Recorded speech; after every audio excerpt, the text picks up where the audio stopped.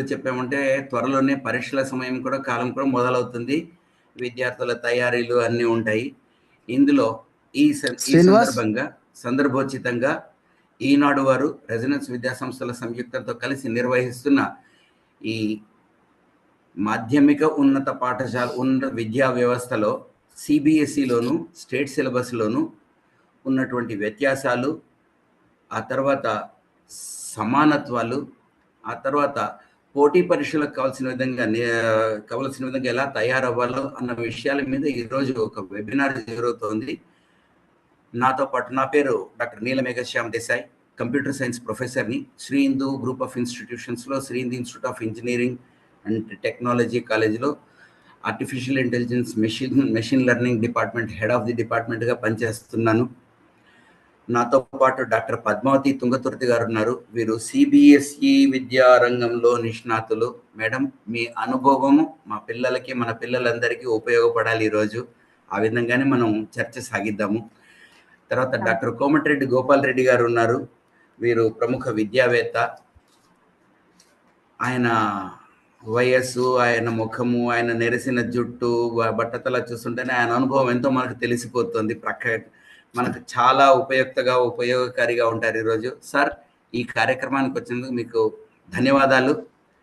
ఈనాడు residence సంస్థలు కలిసి నిర్వహిస్తున్న ఈ కార్యక్రమానికి వచ్చిన మీకు ధన్యవాదాలు. తర్వాత మాతో పాటు ఉన్నారు శ్రీ ఎన్ పూర్ణచంద్రరావు గారు. వీరు రెసిడెన్స్ విద్యా సంస్థల మేనేజింగ్ డైరెక్టర్ గారు. వీరు కూడా కొన్ని దశాబ్దాలుగా స్కూల్ విద్యారంగంలో అపార అనుభవం గడించిన వారు. వీరందరి సంయుక్త అనుభవం ఖచ్చితంగా నాకు తెలిసి 100 సంవత్సరాలకు పైగానే ఉంటుంది. ఒక మనిషి ఆయు ప్రమాణంతో సమానంగా ఉంటుంది. వీరందరూ కలిసి మనకు కొన్ని ఇన్పుట్స్ ఇవ్వబోతున్నారు. కొన్ని ప్రశ్నలు చేస్తున్నాము. అలాగే ఈ కార్యక్రమం ముందు వెళ్ళడానికి ముందు ఒక నేపథ్యం ఏంటంటే, ఈ విద్య గురించి నూతన విద్యా పాలసీ, నేషనల్ ఎడ్యుకేషన్ పాలసీలో కొన్ని మార్పులు, స్కూల్ విద్య నుంచి మొదలెట్టి, ప్రాథమిక విద్య నుంచి మొదలెట్టి అత్యున్నత విద్య వరకు కొన్ని మార్పులు చేర్పులకు శ్రీకారం చుట్టారు. దాని నేపథ్యంలో నేషనల్ లెవెల్లో ఎగ్జామినేషన్స్ అన్ని ఐఐటి జేఈ కావచ్చు, లేకపోతే మెడికల్ ఎంట్రన్స్ కావచ్చు, వీటన్నిటికీ నీట్ ఎగ్జామ్ కావచ్చు, వీటన్నిటికీ భారత ప్రభుత్వం చొరవ తీసుకొని నేషనల్ బోర్డ్ ఆఫ్ టెస్టింగ్ అనేసి ఒక సంస్థ ద్వారా కామన్ టెస్ట్ కండక్ట్ చేస్తోంది. నేషనల్ లెవెల్లో ఎన్సీఆర్టీ చేసిన సిలబస్ను సిబిఎస్ఈ తీసుకుని స్కూల్స్కి ఇస్తుంది. అయితే 3 భాషల విద్య, రాష్ట్ర విద్య, ప్రాంతీయ భాషల విద్య అన్న నేపథ్యంలో జరిగిన ఈ మార్పులతో నేషనల్ లెవెల్లో రాష్ట్రానికి సంబంధించిన మాతృభాషలో విద్యను నేర్చుకునే విద్యార్థులు ఎలా పోటీ పడి తమ వంతు కెరీర్ను ఎలా మలుచుకోగలరు, ఇలా చిన్న మార్పులు ఎలా చేసుకోవాలి, లేకపోతే పెను మార్పులు ఏవైనా ఉంటే వాటిని ఎలా మేనేజ్ చేసుకోవాలి అన్న విషయం మీద ఈ చర్చ ఉంటుంది. మనం ముందు చర్చకు వెళ్ళే కన్నా ముందు ఒక చిన్న కమర్షియల్ పటేల్ గారు మనకు చూపిస్తారు విద్యా సంస్థల గురించి, ఈనాడు గురించి. పటేల్ గారు. ఐఐటీలో సీటు కొడతావనుకుంటే ఇలా వీణ వాయిస్తున్నావేంటమ్మా? రెండు ఎందుకు చేయకూడదు అత్త? నువ్వు డాక్టర్ అవుతావు అనుకుంటే ఈ బాస్కెట్ బాల్ గోలేంట్రా? టెన్షన్ పడకు మాయా, రెండు చూసుకుందాం. అలా ఎలా కుదురుతుంది? రెసిడెన్స్ స్కూల్స్ తో మంచి చదువుతో పాటు ఆల్ రౌండ్ డెవలప్మెంట్ ఇప్పుడు సాధ్యమే. రైట్ ఏజ్ లో రైట్ ఫౌండేషన్ తో రెసిడెన్స్ స్కూల్స్ ఇప్పుడు హైదరాబాద్ అంతటా.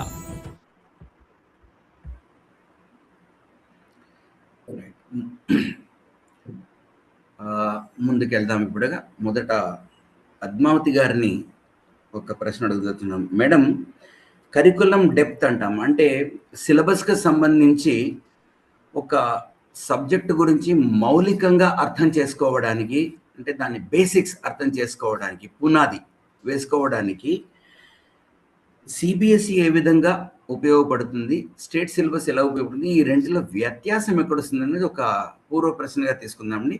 దయచేసి మీ ఇన్పుట్స్. నమస్కారం, అందరికీ నమస్కారం. దేశాయ్ గారు నమస్కారం అండి. చాలా మంచి ప్రశ్న వేశారండి. చాలా మంది పేరెంట్స్ ఈ విషయం గురించి చాలా కన్ఫ్యూజ్ అయిపోతూ ఉంటారు. స్టేట్ బోర్డు మంచిదా లేకపోతే సిబిఎస్ఈ బోర్డు మంచిదా అని. మనము ఏ విషయం గురించి ఆలోచిస్తున్నాము మొదలు పిల్లల భవిష్యత్తు గురించి ఎల్కేజీలోనే ఆలోచిస్తున్నాం. అక్కడ వస్తోంది మనకు వ్యత్యాసం అంతా. అందరూ చెప్పేది పాఠమే, కాకపోతే కరికులంని ఎలా ఇంప్రూవ్ చేస్తాము, ఎలా డెవలప్ చేస్తామనే దాని మీదనే తేడా ఉంటుందన్నమాట. మొదటి పాయింట్ ఆఫ్ వ్యూలో స్టేట్ బోర్డ్ తీసుకున్నాం అనుకోండి, కేవలం అది ఒక ప్రాంతీయ బోర్డు. అంటే ఏవైతే పాఠాలు, పాఠ్య ప్రణాళికలు, ఆ పెడగాజీ అంటాం కదా, పాఠ్యాన్ని బోధించే విధానం ఏదైతే ఉంటుందో కేవలం తెలంగాణ, ఆంధ్ర రాష్ట్రాలకు సంబంధించినంత మటుకు చాలా మేరకు ఉంటుంది. ఒక 10% మేబీ మన దేశవ్యాప్తంగా ఉండవచ్చు. కానీ సిబిఎస్ఈలో ఏమవుతుందంటే సమానంగా మొత్తము కంటిన్యూస్గా దేశంలో జరిగే విషయాలన్నిటినీ కూడా పిల్లలకు కొంచెం పొందుపరిచి చెబుతూ ఉంటారనమాట. అంటే వాళ్ళ అభిరుచే కాకుండా, పిల్లల అభిరుచే కాకుండా మనకు ఏది కావాలి, మన పిల్లలు ఏ రంగంలోకి వెళ్ళాలి అనే దానికి పేరెంట్స్కి మొదలు స్టేట్ బోర్డు గురించి, సిబిఎస్ఈ బోర్డు గురించి ఒక అవగాహన ఉండాలి. చెప్పే పాఠ్యాంశం అయితే మారదు. అది ఐబీ అవ్వనివ్వండి, సిబిఎస్ఈ అవ్వనివ్వండి, ఐజీసీఎస్ఈ అవ్వనివ్వండి, లెసన్లో ఉండేటువంటి ఆ కాంటెంట్ ఏదైతే ఉందో అది మారదు. ఏ విధానంగా ఎక్కడ మన బౌండరీ గీసుకుంటున్నాం అనే విధానం చూస్తే తప్పకుండా బౌండరీ అయితే ఉంటుంది. ఎట్లయితే సిబిఎస్ఈకి ఇప్పుడు మీరు నన్ను అడిగిన ప్రశ్నలో only state board CBSE compare చేయమన్నారు కాబట్టి, స్టేట్ బోర్డులో నిక్షిప్త నిధులు ఏవైతే తెలంగాణ యొక్క రాష్ట్ర పరిమితం అయితే అయ్యి ఉందో అంత మటుకే మనము తెలంగాణలో చూస్తాము, ఆంధ్రప్రదేశ్లో చూస్తాము అన్నమాట. నెక్స్ట్ సిబిఎస్ఈ బోర్డుకి వచ్చామనుకోండి, అది దేశవ్యాప్తంగా అక్కడక్కడ జరిగే ఇంపార్టెంట్ విషయాలను గురించి పిల్లలని ఆలోచింపజేసే విధానం మటుకైతే తప్పకుండా ఆ తేడా అయితే ఉంటుందండి. ఇది నా అభిప్రాయం. అభిప్రాయం ఏముంది, ఇది జరుగుతున్న విషయం. అయితే ఇక్కడ ఒక అంటే స్టేట్ సిలబస్ చదివే వాళ్ళకి తెలంగాణ పరిమితిలోను, ఆంధ్ర పరిమితిలోను, ఆయా రాష్ట్రాల పరిమితిలోను విద్య నేర్పిస్తారు. ఫోకస్ దాని ఫోకస్ అంటాం మనం, ఎంఫసిస్ ఆ స్టేట్ మీద ఉంటుందంటున్నాం. కానీ నేషనల్ లెవెల్ ఎగ్జామ్స్ జరిగినప్పుడు, ఇంటర్మీడియట్ స్థాయిగా తీసుకెళ్ళినప్పుడు, అంటే ఈ స్కూల్ నుంచి వేసిన ఫౌండేషన్ బట్టే ఇంటర్మీడియట్ స్థాయి మనకి ఎలా చదువుకుంటాము, ఎలా ప్రిపేర్ అవుతాము అన్న దాని మీద ఉంటుంది. నేషనల్ లెవెల్కి వెళ్ళినప్పుడు ఒక ఎన్సీఆర్ నుంచో సిబిఎస్ నుంచి ఎక్కువ క్వశ్చన్స్ వచ్చే అవకాశం వచ్చినప్పుడు అది వీళ్ళకి డిసడ్వాంటేజ్ అవుతుంది. దాన్ని ఎలా పూడ్చుకోవాలంటారు మరి? అప్పుడు ఆ వ్యత్యాసం ఏమీ రాదంటారా బేసికల్గా? లేదండి, తప్పకుండా వ్యత్యాసం అయితే వస్తుంది. మనము నేషనల్ ఎగ్జామ్స్, కాంపిటేటివ్ ఎగ్జామ్స్ రాసినప్పుడు స్టేట్ బోర్డ్ సిలబస్ తీసుకుంటే ఒకవేళ కొన్ని పరిమితుల వల్ల అందరి తల్లిదండ్రులకు సిబిఎస్ఈ తీసుకునే అవకాశము పిల్లలకు కల్పించలేకపోవచ్చు. అలాంటప్పుడు ప్యారలల్గా ఈ ఆల్ ఇండియా సిలబస్ అయితే 11th 12th ఏదైతే ఉందో అదైతే చదువుకోవాల్సిన అవసరం తప్పకుండా ఉంటుంది. ఇది పెద్ద డిబేటబుల్ థింగ్ కాదు. ఎందుకంటే ఆ చదువుకుంటున్నప్పుడు పిల్లలు ఒక అవగాహనకు వస్తారు. దాంట్లో నుంచి అనలిటికల్ థింకింగ్స్ ఏవైతే ఉన్నాయో అవి వాడి ప్రశ్నలకు సమాధానం చెప్తారు. కేవలం మనం స్టేట్ బోర్డులోనే గనక ఉన్నామనుకోండి, స్టేట్ బోర్డ్ సిలబస్ ఉంటే ఇప్పుడు సివిల్ సర్వీసెస్ ఎగ్జామినేషన్ నేషనల్ బోర్డువి రాయడం కష్టం అవుతుంది, వాళ్ళకి అవగాహన అనేది కష్టం అవుతుంది. లోకల్ గవర్నమెంట్ అయితే మనమైతే తెలంగాణ పబ్లిక్ సర్వీస్ కమిషన్స్ రాసినట్టయితే సిబిఎస్ఈ బోర్డు చదివితే దీనికి కష్టం అవుతుంది. మనము తీసుకునేటువంటి కెరియర్ పాత్ ఎలా ఉంటుంది, పేరెంట్స్ కొంచెం పిల్లలతో మాట్లాడి ఒక అవగాహనకు రావాల్సి ఉంటుంది. దానికి కేవలం నర్సరీ PP1 PP2లోనే అంత పెద్ద కంగారు పడవలసిన అవసరం లేదు. PP2లో ఉన్న పిల్లలకు వేరే విషయాల మీద ఫోకస్ చేయాల్సి ఉంటుంది. లేక ఆటపాటల మీద, ఆబ్జర్వేషన్ స్కిల్స్ మీద, పిల్లలకు సేఫ్టీ గురించి ఇవన్నీ చెప్పాల్సి ఉంటుంది. అదే మనము పిల్లలు ఎదుగుతున్నా కొద్దీ పేరెంట్స్ కూడా పిల్లలతోటి ఎదగాలి. వాళ్ళకి ఏం అవసరం అనేది పిల్లలతోటి ఎదుగుతూ వాళ్ళని అబ్జర్వ్ చేస్తూ పిల్లలు ఏ నోట్లో బాగా రాణిస్తున్నారు అని కొంత వాళ్ళకి చెప్పి వాళ్ళని ఒప్పించే పరిస్థితి కూడా చేయాలి. అంతేగాని నా పిల్లవాడు ఇదే కావాలంటే పిల్లవాళ్ళు అది లేదనుకోండి ఆ విషయము. ఇప్పుడు బయాలజీ అంటేనే ఇష్టం లేనప్పుడు పిల్లవాడిని మెడిసిన్ ఎలా చదివిస్తారు? మళ్ళీ స్టేట్ బోర్డులో వేసిన తర్వాత ఆల్ ఇండియా ఎగ్జామినేషన్ ఎలా చదివిద్దాము? ఇప్పుడు డెఫినెట్లీ బౌండరీ అయితే ఉండాలండి. కాంపిటేటివ్ ఎగ్జామ్స్ డెఫినెట్లీ కూడా స్టేట్ బోర్డుకి, సిబిఎస్ఈకి ఏ సిలబస్లో ఉంటే అవి రాయడం తేలిక అవుతుంది. లేకపోతే ఎక్స్ట్రా ఎఫర్ట్ అయితే పిల్లలు పెట్టాల్సి వస్తుంది. అంటే బేసికల్గా మౌలికంగా చెప్పాలంటే విద్యా సంస్థలు బాధ్యత వహించి పిల్లవాడిని జాతీయ స్థాయికి, రాష్ట్రీయ స్థాయికి కూడాను ఏ పోటీ పరీక్షలకైనా తయారయ్యేటట్టు వాళ్ళ సిలబస్ని మలుచుకొని పిల్లల్ని అలా పెంచుకుంటూ రావాలి. వాళ్ళలో ఆలోచన శక్తిని, ఆ ఒత్తిడిని కాస్త తట్టుకునే పటిమను కూడా పెంచాలి.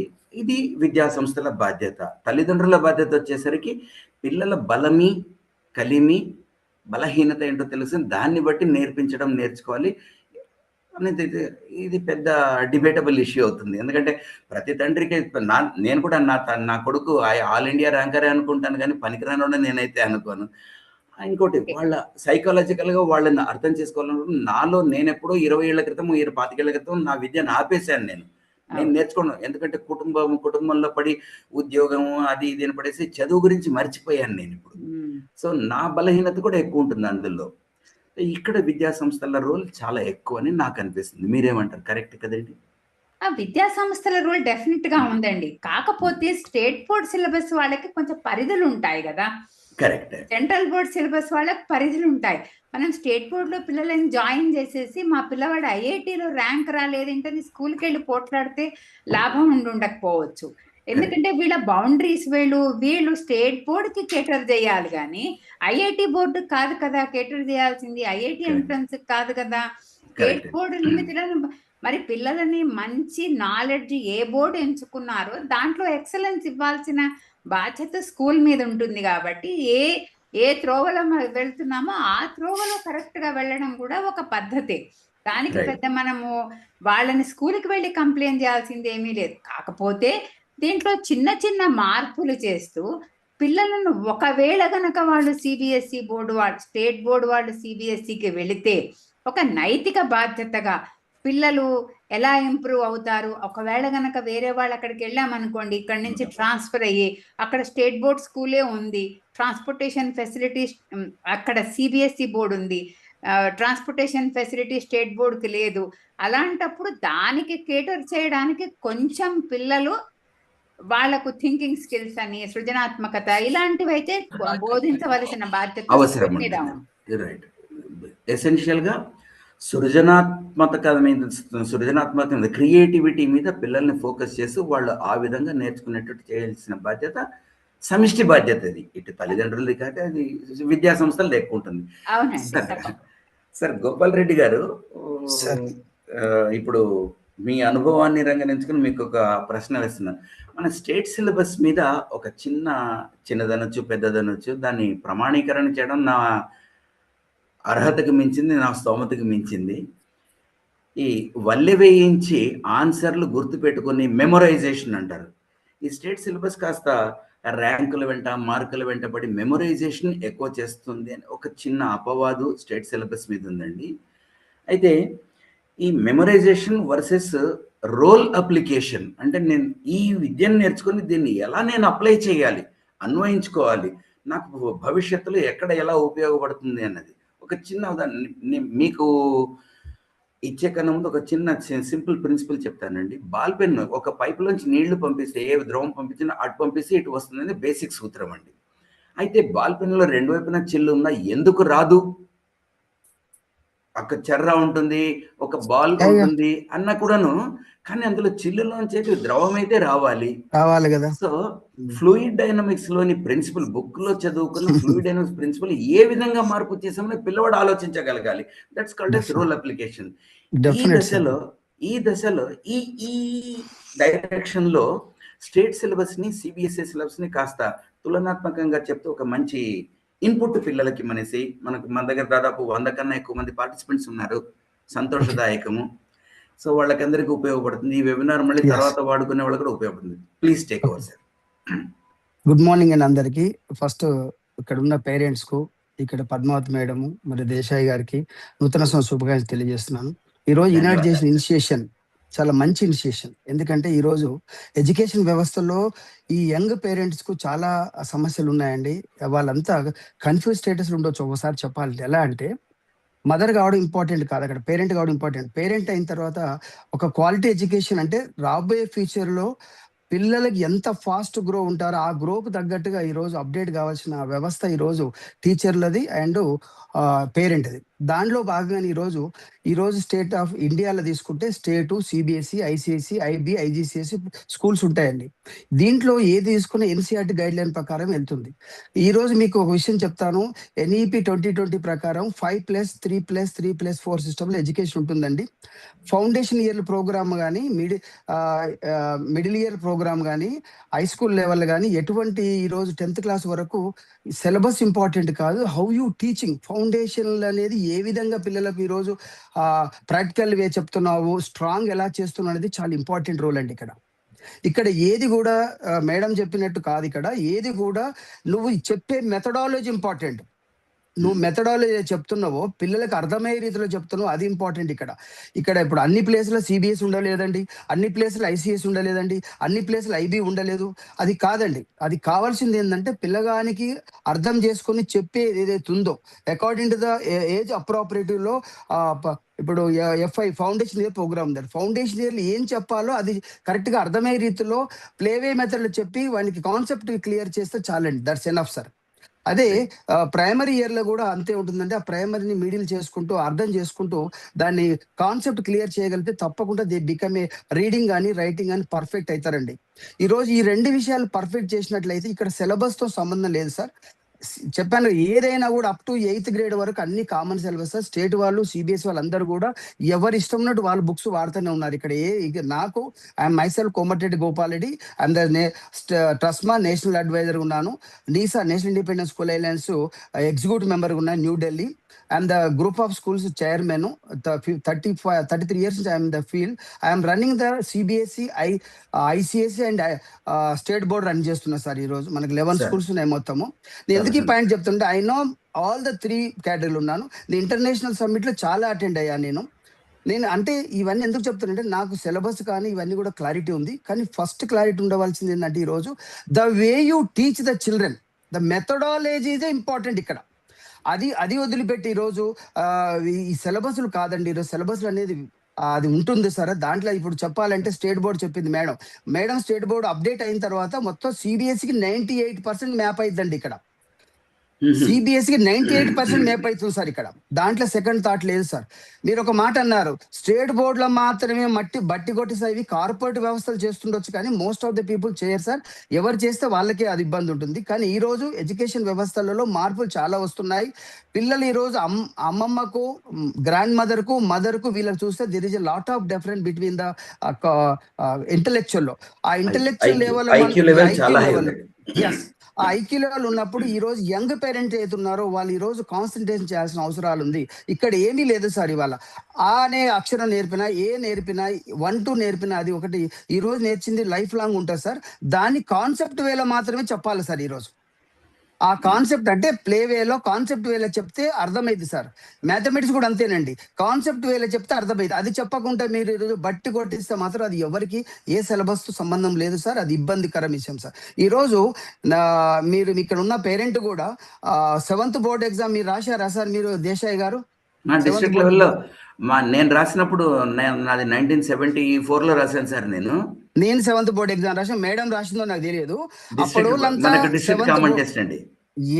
ఎస్ అది ఇప్పుడు ఈ రోజు గవర్నమెంట్ ఆఫ్ ఇండియా తీసేసిన తర్వాత ఈ రోజు భారతదేశం ఎటువంటి స్టేటస్కి వెళ్ళిందంటే భారతదేశం పీసా టెస్ట్ లో 162 ర్యాంకులు ఉన్నాం ఇప్పుడు మొత్తంలో ఈ వరల్డ్ లో.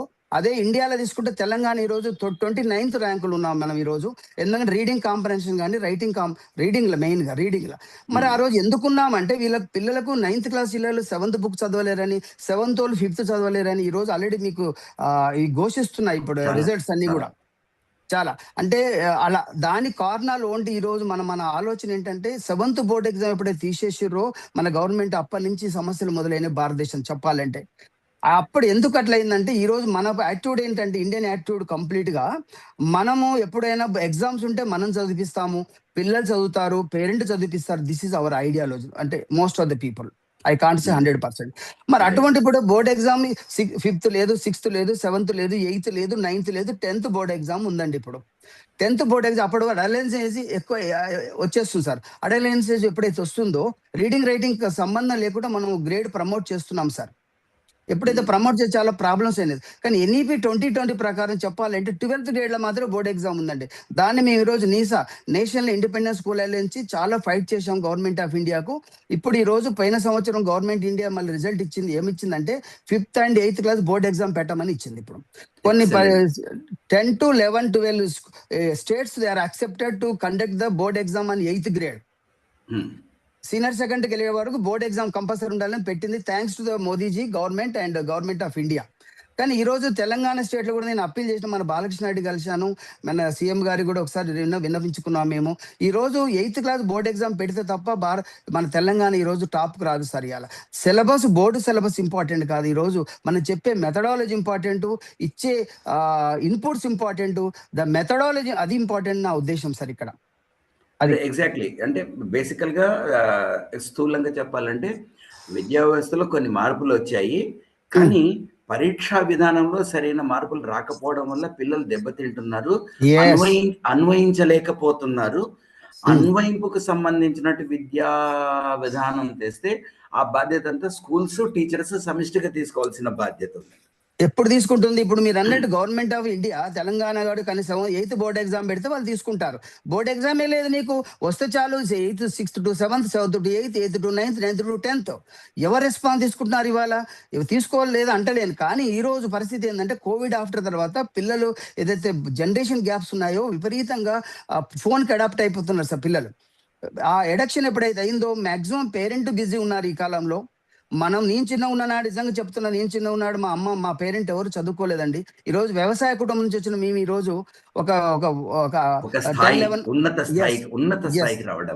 10-11 స్కూల్ వేసేసి 1,000 మందికి ఎంప్లాయ్మెంట్ ఇచ్చి ఈ రోజు ఇక్కడ ఉన్నాం. కానీ ఈ రోజు నా ఒపీనియన్ ఏంటంటే అట్లా లేకుంటే ఈ రోజు పేరెంట్ బిజీ ఉన్నారు, పిల్లలు బిజీగా ఉన్నారు. ఈ రోజు ఇన్స్టిట్యూషన్లు కూడా పైన ప్రాసెస్ ప్రాపర్ లేకుండా ఇబ్బంది ఉందని నా ఒపీనియన్ సార్. ఇక్కడ నేను appeal my government of Telangana కూడా, please conduct the board exam and 8th grade compulsory ఈనాటి నుంచి నేను కోరుకుంటున్నాను సార్.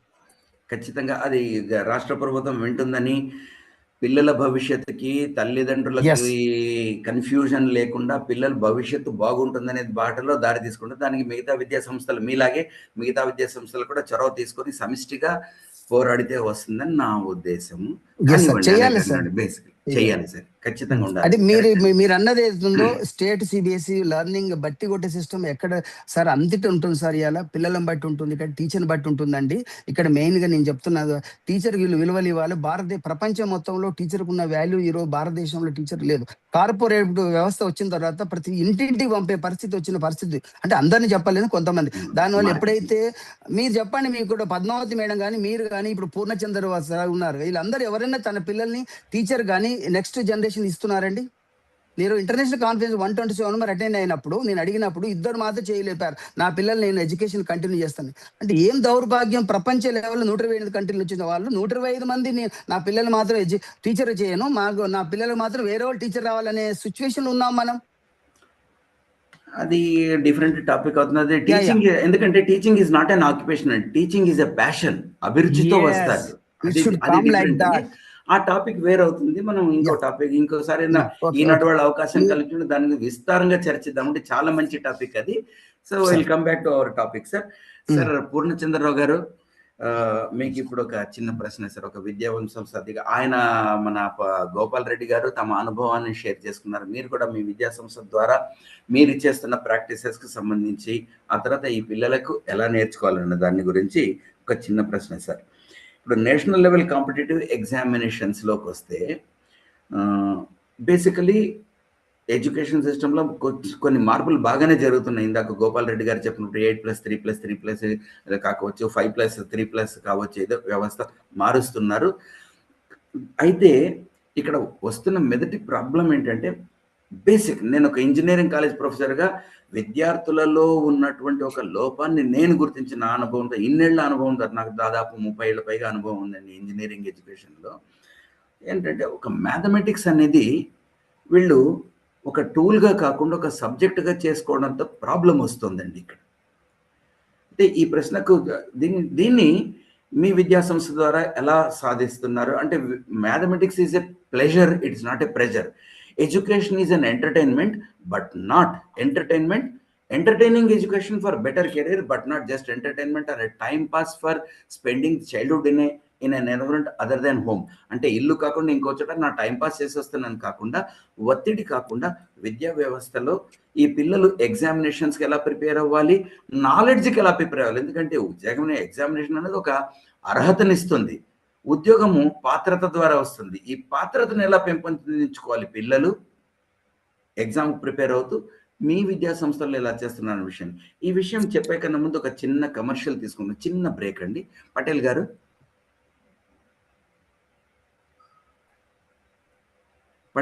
చిన్న ఒక విజువల్ చూపించండి.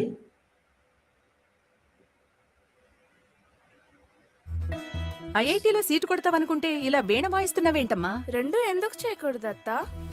నువ్వు డాక్టర్ అవుతావు అనుకుంటే ఈ బాస్కెట్ బాల్ గోలేంట్రా? టెన్షన్ పడకు మాయా, రెండు చూసుకుందాం. అలా ఎలా కుదురుతుంది? రెసిడెన్స్ స్కూల్స్ తో మంచి చదువుతో పాటు ఆల్ రౌండ్ డెవలప్మెంట్ ఇప్పుడు సాధ్యమే. రైట్ ఏజ్ లో రైట్ ఫౌండేషన్ తో రెసిడెన్స్ స్కూల్స్ ఇప్పుడు హైదరాబాద్ అంతటా.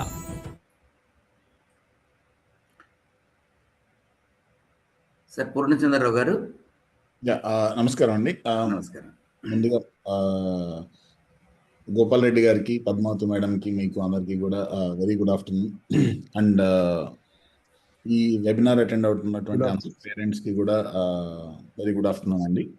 Specially coming to your question sir, మీరు ఏదైతే ప్రశ్న అడుగుతున్నారో, ఈ కాంపిటేటివ్ ఎగ్జామ్స్ కానివ్వండి, లేకపోతే ఇప్పుడు స్కూల్ లెవెల్లో నేర్చుకునేటటువంటిది మీరు ఇంజనీరింగ్ దాకా వెళ్ళినప్పుడు రెలవెంట్గా ఎలా ఉండాలి, మ్యాథ్స్ అనే సబ్జెక్ట్ స్పెషల్గా ఇష్టంగా ఎలా నేర్చుకోవాలనేది మీ ప్రశ్న యొక్క సారాంశం. అవునండి. సో స్పెషల్లీ చూస్తే సార్, ఇప్పుడు జనరల్గా ఎడ్యుకేషన్ దాంట్లో ఎలా అవుతుందనంటే, మిగతా మేడం చెప్పినట్టు కావచ్చు, లేకపోతే సార్ చెప్పినట్టు కావచ్చు, ఇందాక సార్ మాట్లాడితే ఒక పాయింట్ని హైలైట్ చేశారు. 8th క్లాస్లో కూడా బోర్డ్ ఎగ్జామ్ ఉంటే బాగుంటుంది అని చెప్పి. ఎందుకు దాని ప్రధాన కారణం మేబీ నేను అనుకోవడం సార్ ఉద్దేశం కానీ, లేకపోతే గత అనుభవాలను బేస్ చేసుకునైనా, టెస్టింగ్ అనేది ఎర్లీ ఏజ్లో స్టార్ట్ అయితే ఒక స్టాండర్డ్ అనేది మనము ఒక బెంచ్ పునర్నిర్వచించుకోవచ్చు దాన్ని చక్కగా. మనం ఎగ్జిట్ పాయింట్ అనేది ఉండడం అనేటటువంటిది ఆ బోర్డు ద్వారా కానీ 7th క్లాస్లో ఉండడం వల్ల సీరియస్నెస్ అనేది అకాడమిక్ కరెక్షన్స్కి కూడా స్కోప్ ఉంటుంది అనేటటువంటిది ఒక ప్రధాన ఉద్దేశం. అయితే సిమిలర్లీ సార్, ఇప్పుడు స్కూల్ లెవెల్లో ఏమవుతుంది అని అంటే, ప్రజెంట్ ఉన్నటువంటి విద్యా వ్యవస్థలో స్కూల్ వరకు పేరెంటే డిసైడ్ అవ్వచ్చు మా అబ్బాయిని ఏ స్కూల్లో వేయాలి అనేది. దాదాపుగా వాళ్ళ ఇంటి దగ్గరలో ఉన్న స్కూల్లో, వాళ్ళ మిగతా ఆర్థిక పరిస్థితులు, మిగతా వాటిని బట్టి దాదాపుగా parent will decide A school join అవ్వాలి అనేది. Parent and child can decide. అది 10th వరకు దాదాపుగా అంతే జరుగుతుంది, ఇంటర్లో కూడా అదే జరుగుతుంది. కానీ అదే ఉన్నత విద్యకి వెళ్ళేటప్పటికి, అదే తెలంగాణలో అయినా, ఆంధ్రాలో అయినా, ఎక్కడైనా దేశవ్యాప్తంగా కూడా పేరెంట్ సెలెక్ట్ చేసుకోలేడు కాలేజీని, కాలేజ్ స్టూడెంట్ని సెలెక్ట్ చేస్తుంది. ఎందుకంటే మీరు ఇంటర్మీడియట్ అయిపోయిన తర్వాత ఎనీ కోర్స్ మీరు చేరాలనుకున్న ప్రతి కోర్సులో కూడా మీరు కాలేజీని సెలెక్ట్ చేసుకోరు, కాలేజీ మిమ్మల్ని సెలెక్ట్ చేసుకుంటుంది. అంటే మీకు సీట్ ఇవ్వాలా వద్దా అనేది కాలేజీ డిసైడ్ చేస్తుంది. సో ఈ మొత్తం ఒక 10 ఏళ్ల పాటు జరిగినటువంటి ప్యాంపరింగ్, 12 ఏళ్ల పాటు జరిగినటువంటి ప్యాంపరింగ్ ఒకేసారి మనం ఒక సంక్లిష్టమైనటువంటి పరిస్థితుల్లోకి వెళ్ళి అక్కడ మనం రిజెక్షన్ని ఫేస్ చేయాలన్నా, లేకపోతే అది ఆ కాంపిటీషన్ని ఫేస్ చేయాలన్నా కొంతవరకు పిల్లలు ఇబ్బంది పడుతున్నటువంటి మాట 100% వాస్తవం. సపోజ్ ఫర్ ఎగ్జాంపుల్, ఇప్పుడు స్కూల్లో ఇప్పుడు 10th క్లాస్ మార్క్స్ చూసుకుంటే, సిబిఎస్ఈలో కావచ్చు, లేకపోతే స్టేట్ బోర్డులో కావచ్చు, ఐసిఎస్సిలో బోర్డు కావచ్చు, 10th క్లాస్ బోర్డ్ ఎగ్జామ్లో ఒక 10 out of 10 అంటే 90% అబౌట్ 10 GPA వచ్చినటువంటి స్టూడెంట్ మనకు అదే ఒక కాంపిటేటివ్ ఎగ్జామ్లోకి వచ్చేటప్పటికి ఒక బేసిక్ ప్రాబ్లమ్ని సాల్వ్ చేయడానికి 40 నిమిషాలు టైం తీసుకునే పరిస్థితి ఉంది. సెకండ్ థింగ్, అదే ఒక ఇంజనీరింగ్ కాలేజీలోకి వెళ్తే, మీరు ఒక ఇంజనీరింగ్ కాలేజ్ ప్రొఫెసర్ కాబట్టి, మీరు ఫస్ట్ డే కాలేజీలో ఒక సిఎస్సి క్లాస్ రూమ్లోకి వెళ్ళి, సిఎస్సి అని అంటే కంపారిటివ్లీ ఉన్న వాళ్ళల్లో కొంచెం బాగా చదివే పిల్లలు అని అనుకుంటే, ఆ సిఎస్సి ఐటీ ఆ క్లాస్లోకి వెళ్తే, ఆ ఫస్ట్ రోజు క్లాస్లో ఇంటరాక్షన్ అయిన రోజు మీరు డిసప్పాయింట్ అవ్వకుండా బయటకు రావడానికి అవకాశాలు చాలా తక్కువ. ఎందుకంటే ఆ స్టాండర్డ్ ఆఫ్ కంటెంట్ అనేటటువంటిది, ఎందుకంటే మీరు అప్లికేషన్ ఓరియంటెడ్ కంటెంట్ కోసం మీరు యాజ్ ఎ టీచర్ ఎదురు చూస్తారు. అక్కడ మాత్రం వాళ్ళకి పేపర్ మీద మార్కులు తప్పితే మిగతావి కనిపించట్లేదు అనేటటువంటిది ఎక్కడైనా కానీ ఒక మేజర్ స్ట్రగ్లింగ్ పాయింట్ అని చెప్పొచ్చు. ఇప్పుడు మేము స్కూల్స్ అయినా కానివ్వండి, ఇంకొకళ్ళైనా కానివ్వండి, అందరూ ఎవరు టీచ్ చేసేటప్పుడైనా కానీ దీని మీదే శ్రద్ధ పెట్టడం వల్ల ఓన్లీ ఆ కంటెంట్ డిస్క్రిప్టివ్ ప్యాటర్న్లో మాత్రమే పిల్లలు నేర్చుకోవడం, డిస్క్రిప్టివ్ ప్యాటర్న్లోనే ప్రజెంట్ చేయడం తోటి వాళ్ళ లెర్నింగ్ అనేది ఆగిపోతుంది. అప్లికేషన్ ఓరియంటెడ్గా స్కిల్ ఉండేటటువంటి, స్కోప్ ఉండేటటువంటి సబ్జెక్ట్స్లో అప్లికేషన్ ఓరియంటెడ్ టీచింగ్ అనేది కనుక స్కూల్ వ్యవస్థ నుంచే మొదలయ్యి ఆ విధానంలో ఉండేటటువంటి టెస్టింగ్ కూడా కనుక స్కూల్ లెవెల్లో నుంచే ఇంప్లిమెంటేషన్ జరిగితే దానికి నేర్చుకున్నటువంటి సబ్జెక్టు, నేర్చుకున్నటువంటి కాన్సెప్ట్ని అప్లై చేసి ప్రాబ్లమ్ సాల్వ్ చేయడం అనేటటువంటిదే ఫ్యూచర్ అంతా. అది మీరు ఆర్టిఫిషియల్ ఇంటెలిజెన్స్ అవనివ్వండి, కోడింగ్ అవనివ్వండి, లేకపోతే ఇన్వెస్ట్మెంట్ బ్యాంకింగ్ కెరీర్ అవనివ్వండి, any career for that matter. So ఈ అప్లికేషన్ ఓరియంటెడ్ కంటెంట్ టీచింగ్ అనేటటువంటిది ఈ స్కూల్ వ్యవస్థలో కనుక స్టార్ట్ అయితే, ఆర్ఎల్స్ యాజ్ ఎ పేరెంట్ మనం కనుక ఆ టైప్ ఆఫ్ థాట్ ప్రాసెస్ని మనం ఎంకరేజ్ చేయగలిగితే, ఆ టైప్ ఆఫ్ టెస్టింగ్ని కనుక మనం ఎక్స్పోజర్ ఇవ్వగలిగితే పిల్లలకి చాలా బెనిఫిట్ జరుగుతుంది. ఎందుకనంటే ఇప్పుడు ఒక 10th క్లాస్లో ఒక మ్యాథ్స్ ఎగ్జామ్ రాసినటువంటి ఒక స్టూడెంట్కి 100కి 100 మార్కులు వచ్చాయని అనుకుందాం, లేకపోతే ఒక 8th క్లాస్లో ఉన్నప్పుడు 100కి 100 మార్కులు వచ్చాయని అనుకుందాం. అదే మీరు యాజ్ ఎ పేరెంట్, మీరు చదువుకున్న పేరెంట్ కాబట్టి ఇంటికి వచ్చిన తర్వాత అదే టెక్స్ట్ బుక్లో నుంచి ఉన్న క్వశ్చన్స్ కాకుండా మీ అంతటా మీరు ఒక క్వశ్చన్ ఇస్తే, మీరే ఒక క్వశ్చన్ తయారు చేసి ఇస్తే, ఆ క్వశ్చన్ అర్థం చేసుకోవడానికి స్టూడెంట్ టైం పడుతుంది అని అంటే అది అప్లికేషన్ ఓరియంటెడ్గా టీచింగ్ జరగలేదు, అప్లికేషన్ ఓరియంటెడ్గా స్టూడెంట్ నేర్చుకోలేదు అనేటటువంటిది మనకి క్లియర్గా అవగాహన వస్తున్నటువంటి ఒక విషయం.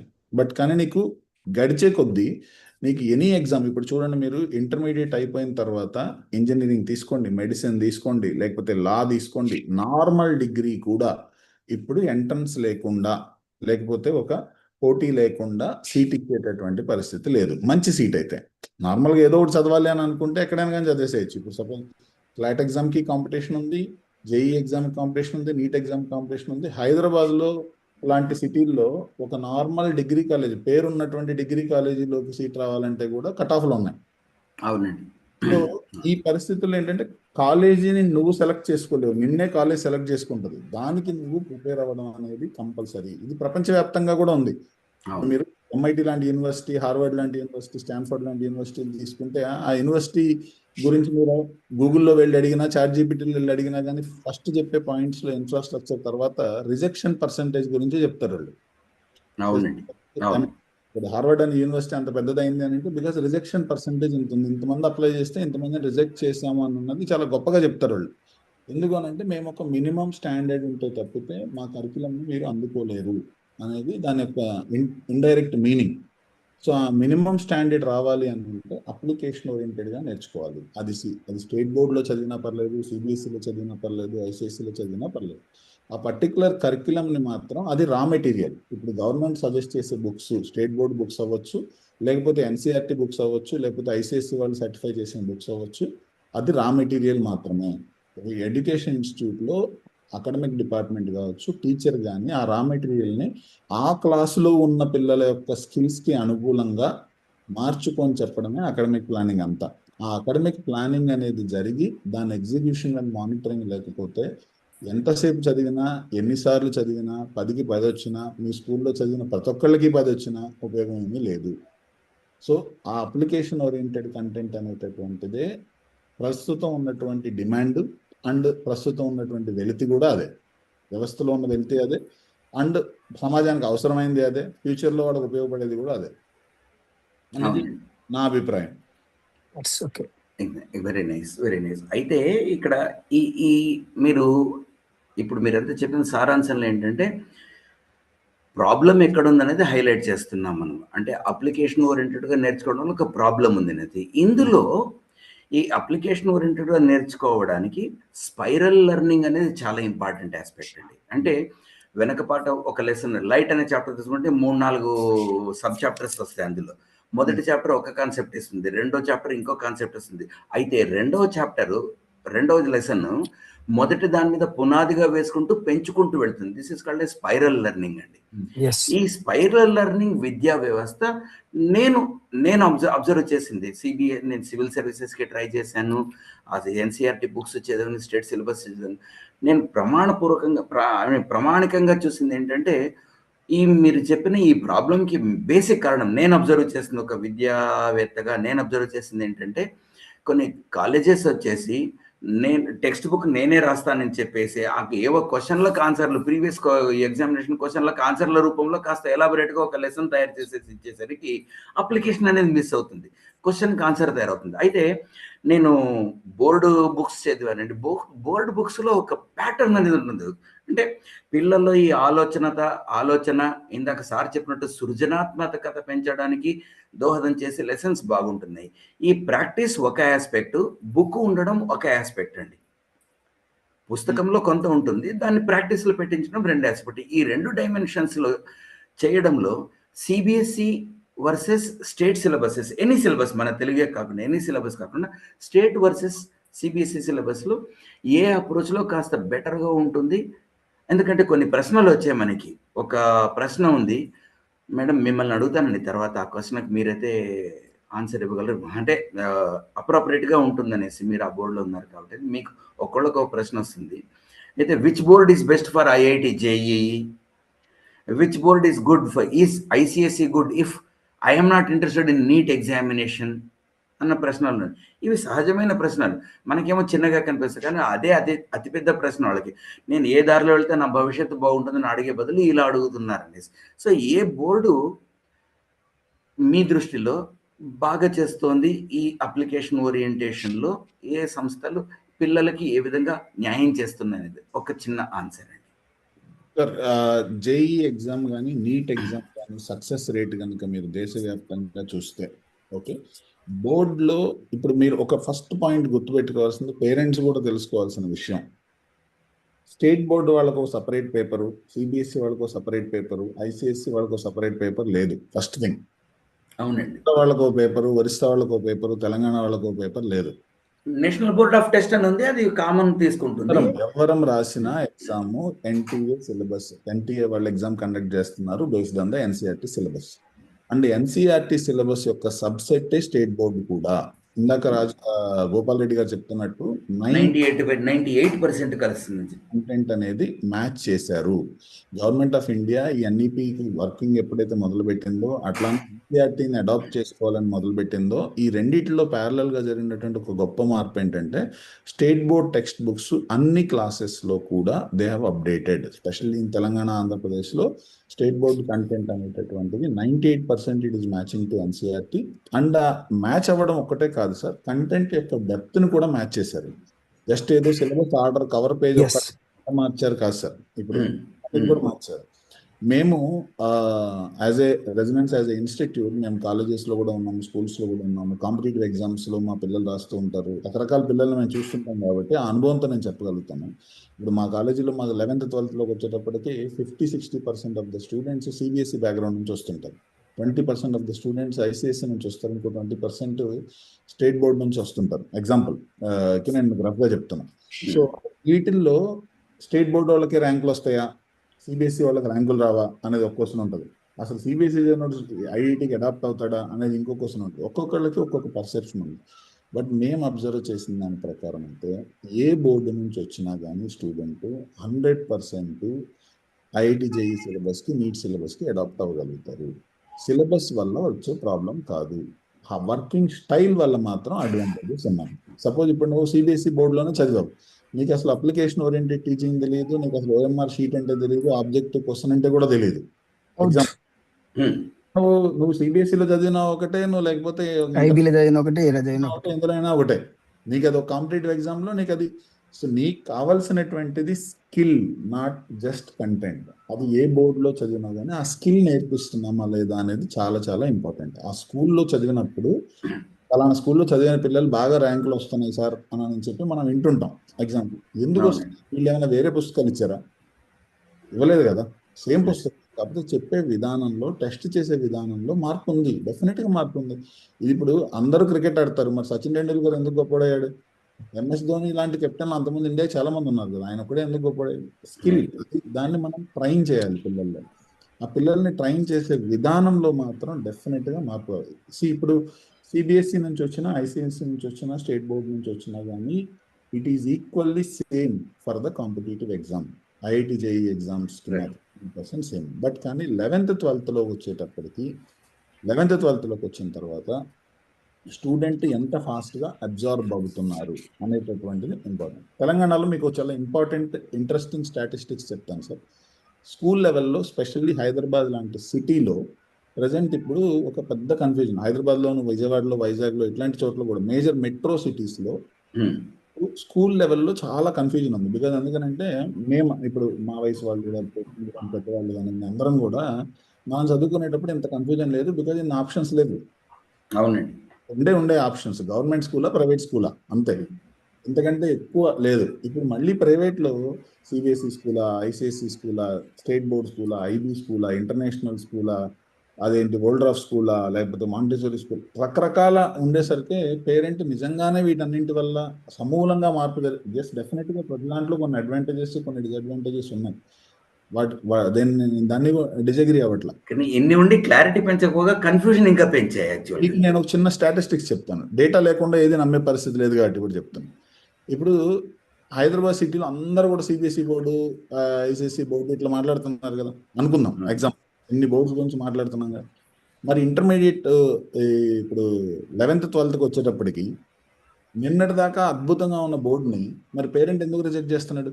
ఇమీడియట్లీ ఇంటర్మీడియట్ స్టేట్ బోర్డ్ వచ్చేస్తారు. ఇంటర్మీడియట్ లో 5,30,30,000 మంది తెలంగాణలో ఎగ్జామ్ రాస్తారు sir. 12th class exam. 12th class రాసే వాళ్ళు ఏ బోర్డు అయినా కానీ పక్కన పెడదాం. 5,30,30,000 మంది ఎగ్జామ్ రాస్తున్నారు. 5,10,000 మంది, 5,09,000 మంది to be precise state board నుంచి రాస్తారు సార్. 12,000 మంది మాత్రమే సిబిఎస్ఈ బోర్డు నుంచి రాస్తున్నారు. 1,600 మంది మాత్రమే ఐసిఎస్ఈ బోర్డు నుంచి రాస్తున్నారు.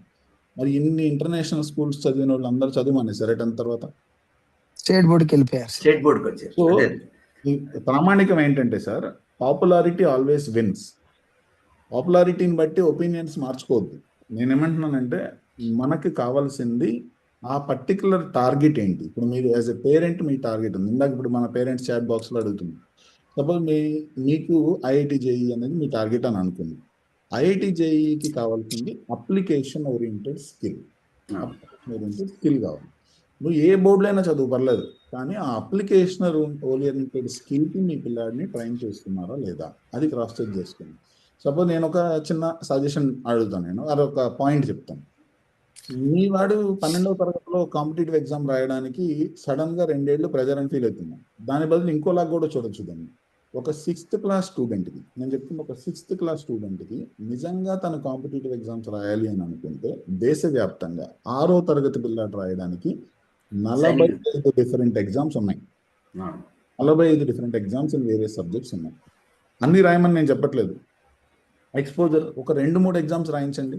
ఎగ్జాంపుల్ 6లో ఒక 3 ఎగ్జామ్స్ రాయించో, 7లో 3 రాయించో, 8లో 3 రాయించో, 10వ తరగతి అయిపోయేటప్పటికి ఎలా అయితే 10వ తరగతి బోర్డు ఎగ్జామ్కి నువ్వు ఇంపార్టెన్స్ ఇస్తున్నావో, ప్రతి సంవత్సరం 3-4 కాంపిటేటివ్ ఎగ్జామ్స్ రాయిస్తే 20 నేషనల్ లెవెల్ కాంపిటేటివ్ ఎగ్జామ్స్ రాసిన అనుభవం నువ్వు చెప్పినటువంటి ఎక్స్ట్రాడినరీ ఫౌండేషన్ కంటే కూడా ఉపయోగం ఇంటర్మీడియట్లో. ఒక 2 నిమిషాల్లో ఒక క్వశ్చన్ సాల్వ్ చేయడం అనేటటువంటి స్కిల్ మోర్ ఇంపార్టెంట్.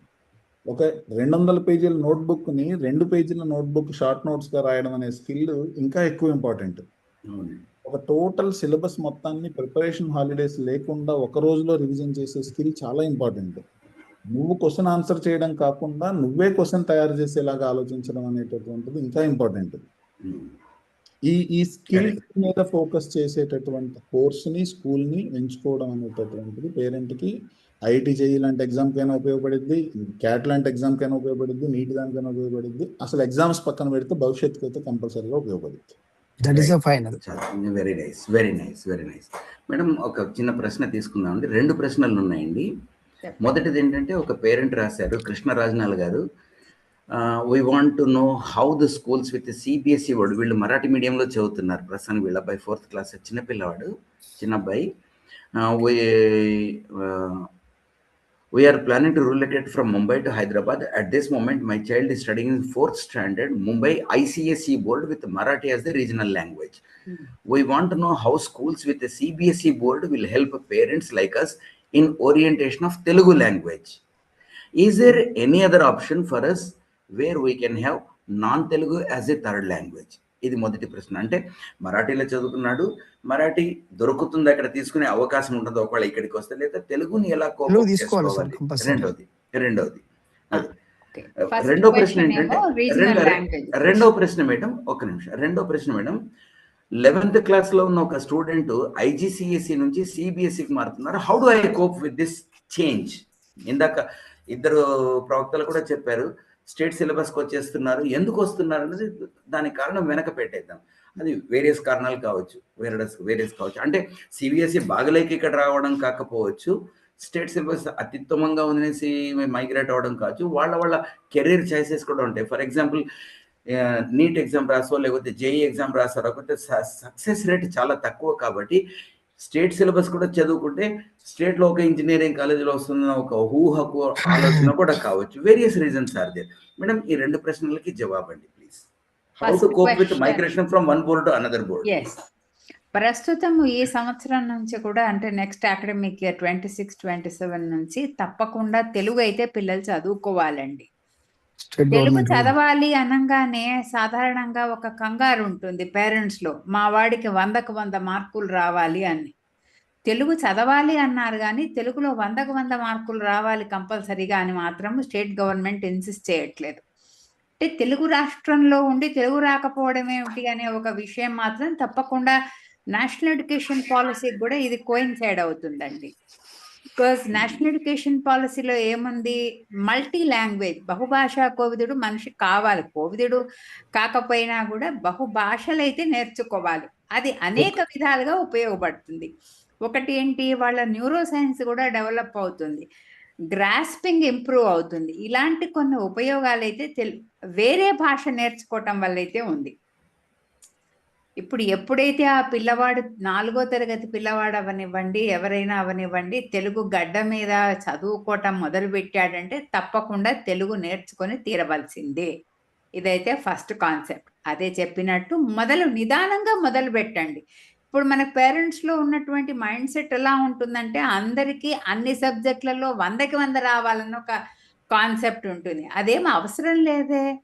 ఇప్పుడు ఒక్కొక్కళ్ళకి మ్యాథ్స్ ఇష్టంగా ఉంటుంది, ఒక్కొక్కళ్ళకు సోషల్ స్టడీస్ ఇష్టంగా ఉంటుంది. సోషల్ స్టడీస్ ఇష్టం ఉన్న పిల్లవాడికి నీకు మ్యాథ్స్లో 100కు 100 రావాలి అని పేరెంట్ యొక్క ఆశని వాళ్ళ మీద రుద్దుతున్నారు. పేరెంట్ ఆశలు పక్కన పెట్టాలి. పిల్లవాడికి ఎంత కంఫర్ట్ దొరుకుతుంది అనేది మాత్రం డెఫినెట్గా చూడాలండి. అదైతే వెరీ ఇంపార్టెంట్ ఆస్పెక్ట్. రెండోది వచ్చేసి 11th 12th grades. Second question, 11th నుంచి ఐజిసిఎస్ నుంచి సిబిఎస్ఈకి మైగ్రేట్ అవుతున్నారు. ఈ డిఫరెన్స్ ఐజిసిఎస్సి నుంచి సిబిఎస్ఈకి మైగ్రేట్ అవుతున్నారు కదా.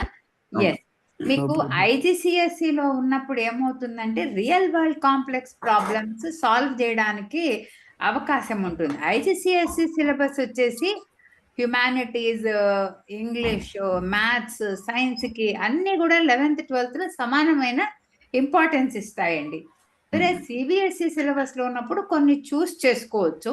కాస్త వర్క్లో డెఫినెట్గా తగ్గుతుంది. మనము ఇండియాలో ఉండే ఐఐటి ఎగ్జామ్ రాయాలనుకున్నాం అనుకోండి, ఐఐటి విధానంలో ఏంటి, థింకింగ్ స్కిల్స్ ఉండాలి, నేషనల్ లెవెల్లో ఉండేటువంటి సమస్యలకు అవగాహన ఉండాలి. ఇవి ఉంటే ఐఐటి ఎగ్జామినేషన్ క్రాక్ చేయడం ఈజీ అవుతుంది. ఇప్పుడు రివర్స్లో మనం వచ్చామనుకోండి, ఐఐటికి కావాల్సిన, నీట్కి కావాల్సినటువంటి అనాలిసిస్ స్కిల్స్, క్రియేటివిటీ ఇవన్నీ సిబిఎస్ఈ బోర్డులో ఉన్నప్పుడు బహుశా అందువల్ల పిల్లలు 11th 12th నుంచి సిబిఎస్ఈకి అలైన్మెంట్ కోసం జాయిన్ అవుతున్నారు. కానీ ఈ బోర్డు మంచిది కాదు, ఆ బోర్డు మంచిది, అలాంటివి ఏమీ ఉండవండి. ఇప్పుడు సివిల్ సర్వీసెస్ ఎగ్జామినేషన్ రాయాలనుకోండి, స్టేట్ బోర్డులో చదువుతున్నాడు పిల్లవాడు, మ్యాపింగ్ అయితే ఉంటుందండి. నేను గోపాల్ రెడ్డి గారు చెప్పింది, పూర్ణచంద్రరావు గారు చెప్పింది, మ్యాపింగ్ అయితే ఉంది. కానీ దానికి ఒక పెడగాజీ అని ఉంటుంది. ఏ విధంగా పిల్లలని చదివిస్తాము మనం అనేది మాత్రం మారుతుంది. ఇప్పుడు ఎలాగైతే మనం ఒక చిన్న ఎగ్జాంపుల్ తీసుకొని వంట అందరూ ఒక విధంగా చేసినా ఒక్కొక్కళ్ళు ఒకలా చేసినట్టుగా ఉంటుంది చూడండి. సేమ్ అలాగే స్కిల్ ఓరియంటేషన్ ఎలా ఉంటుందంటే వాళ్ళకి కనెక్టివిటీ ఉంటుంది అన్నమాట. ఇప్పుడు సిబిఎస్ఈలో అదే కాంటెంట్ ఉండవచ్చు. ఫోటోసింథసిస్ అంటే మన స్టేట్ బోర్డులో ఒకటి, ఐజిసిఎస్ఈలో ఒకటి, సిబిఎస్ఈలో ఉండదండి. అన్నిటి దగ్గర ఒకటే ఉంటుంది. ఏ విధానంగా అనలిటికల్ స్కిల్స్, థింకింగ్ స్కిల్స్ పెట్టి చెప్పి పిల్లవాళ్ళకి కొంచెం స్వతంత్రం ఇచ్చి స్కిల్స్ ఇంప్రూవ్ చేసేది సిబిఎస్ఈ. స్టేట్ బోర్డులో టీచరే డైరెక్షన్ ఇస్తారనమాట. దానివల్ల దాన్ని స్టేట్ బోర్డ్ అంటున్నాము. అది కేటర్ అయ్యేది మనకి ఎంసెట్ లాగా Telangana government examination pharmacy, agriculture and engineering ఉందో దానికి అలైన్ అవుతుంది. ఇదంతా అలైన్మెంట్కి వచ్చిన ఇబ్బందులు. అంతేగాని ఒక స్టేట్ బోర్డు చదివించి ఎన్సీఆర్టీ పుస్తకాలను మ్యాపింగ్ చేసి ఇదంతా కలగాపులగం చేసి చివరికి పిల్లల్ని టెన్షన్ పెట్టిన వాళ్ళం అవుతున్నాం. కానీ పేరెంట్ పిల్లవాడు మొదలు కూర్చొని కాసేపు ఒక అరగంట 15 రోజులకు ఒకసారి ఎడ్యుకేషన్ మీద మాట్లాడి ఇష్టం అవుతోందా, నేనేం చదువుకోవాలనుకుంటున్నాను, దానికి అలైన్మెంట్ ఉందా, దీనికి జ్ఞానం ఎవరికి ఉండాలి? పేరెంట్కి అవేర్నెస్ ఉండాలి. పేరెంట్ అవేర్నెస్ తో ఉంటే కాసేపు 2 సంవత్సరాలు సిబిఎస్ఈలో, 3 సంవత్సరాలు ఐజిసిఎస్ఈలో ఫీజు కట్టించగలం కదా అని ఐబీలో ఇలా డిజోరియంట్ అయిపోతారు పిల్లలు. అలా ఓరియంట్ కాకుండా అలైన్మెంట్. ఇప్పుడు ఒక వెహికల్ కి 4 చక్రాలు, కార్ కి కరెక్ట్ గా తిరగాలి కదండి. వీల్ అలైన్మెంట్ చేయిస్తాం. అలాగే పేరెంట్, పిల్లవాడు, స్కూలు అలైన్ అవ్వాలి. Parent is very very crucial role. వాళ్లకు పిల్లల్ని అర్థం చేసుకోవాలి, స్కూల్లో ఏం చేస్తున్నారో తెలుసుకోవాలి. డబ్బులు ఇచ్చామంటే స్టేట్ బోర్డులో డబ్బులు ఇచ్చేసి ఐబీ కావాలి, సివిల్ సర్వీసెస్ కోసం అని ఇంటర్నేషనల్ సిలబస్ ఐబీ చదివేసి సివిల్ సర్వీసెస్ సిబిఎస్ఈలో చదివి రాలేదు, ఇలాంటివి కాదు కావాల్సింది. మనం స్కూల్లో నుంచి ఏమి ఆశిస్తున్నామో, మన పిల్లవాడు ఏ డైరెక్షన్ లో వెళ్ళాలి. ఇప్పుడు ఫర్ ఎగ్జాంపుల్ ట్రాన్స్ఫరబుల్ జాబ్స్ ఉంటాయి అనుకోండి, కొంతమంది పేరెంట్స్ కి all India level transferable job ఉంటుంది. స్టేట్ బోర్డ్ అంటే అదంతా గత్తరైపోతుంది అనమాట. అలా చేయకూడదు. ఒక పద్ధతిగా వెళ్ళామంటే మీకు ఏ బోర్డులో వెళ్తున్నాము, ఏ ఎగ్జామ్ రాస్తున్నాము, దాన్ని బట్టి పిల్లవాడికి భవిష్యత్ ఎలా ఉంటుంది, లేదు ఓకే దీనికి అగ్రి అయినాము, సపోర్టింగ్ సిస్టమ్ ఏమన్నా పెట్టుకున్నామా మనము, ఇలాంటివి మాత్రం తప్పకుండా ఆలోచించాలండి.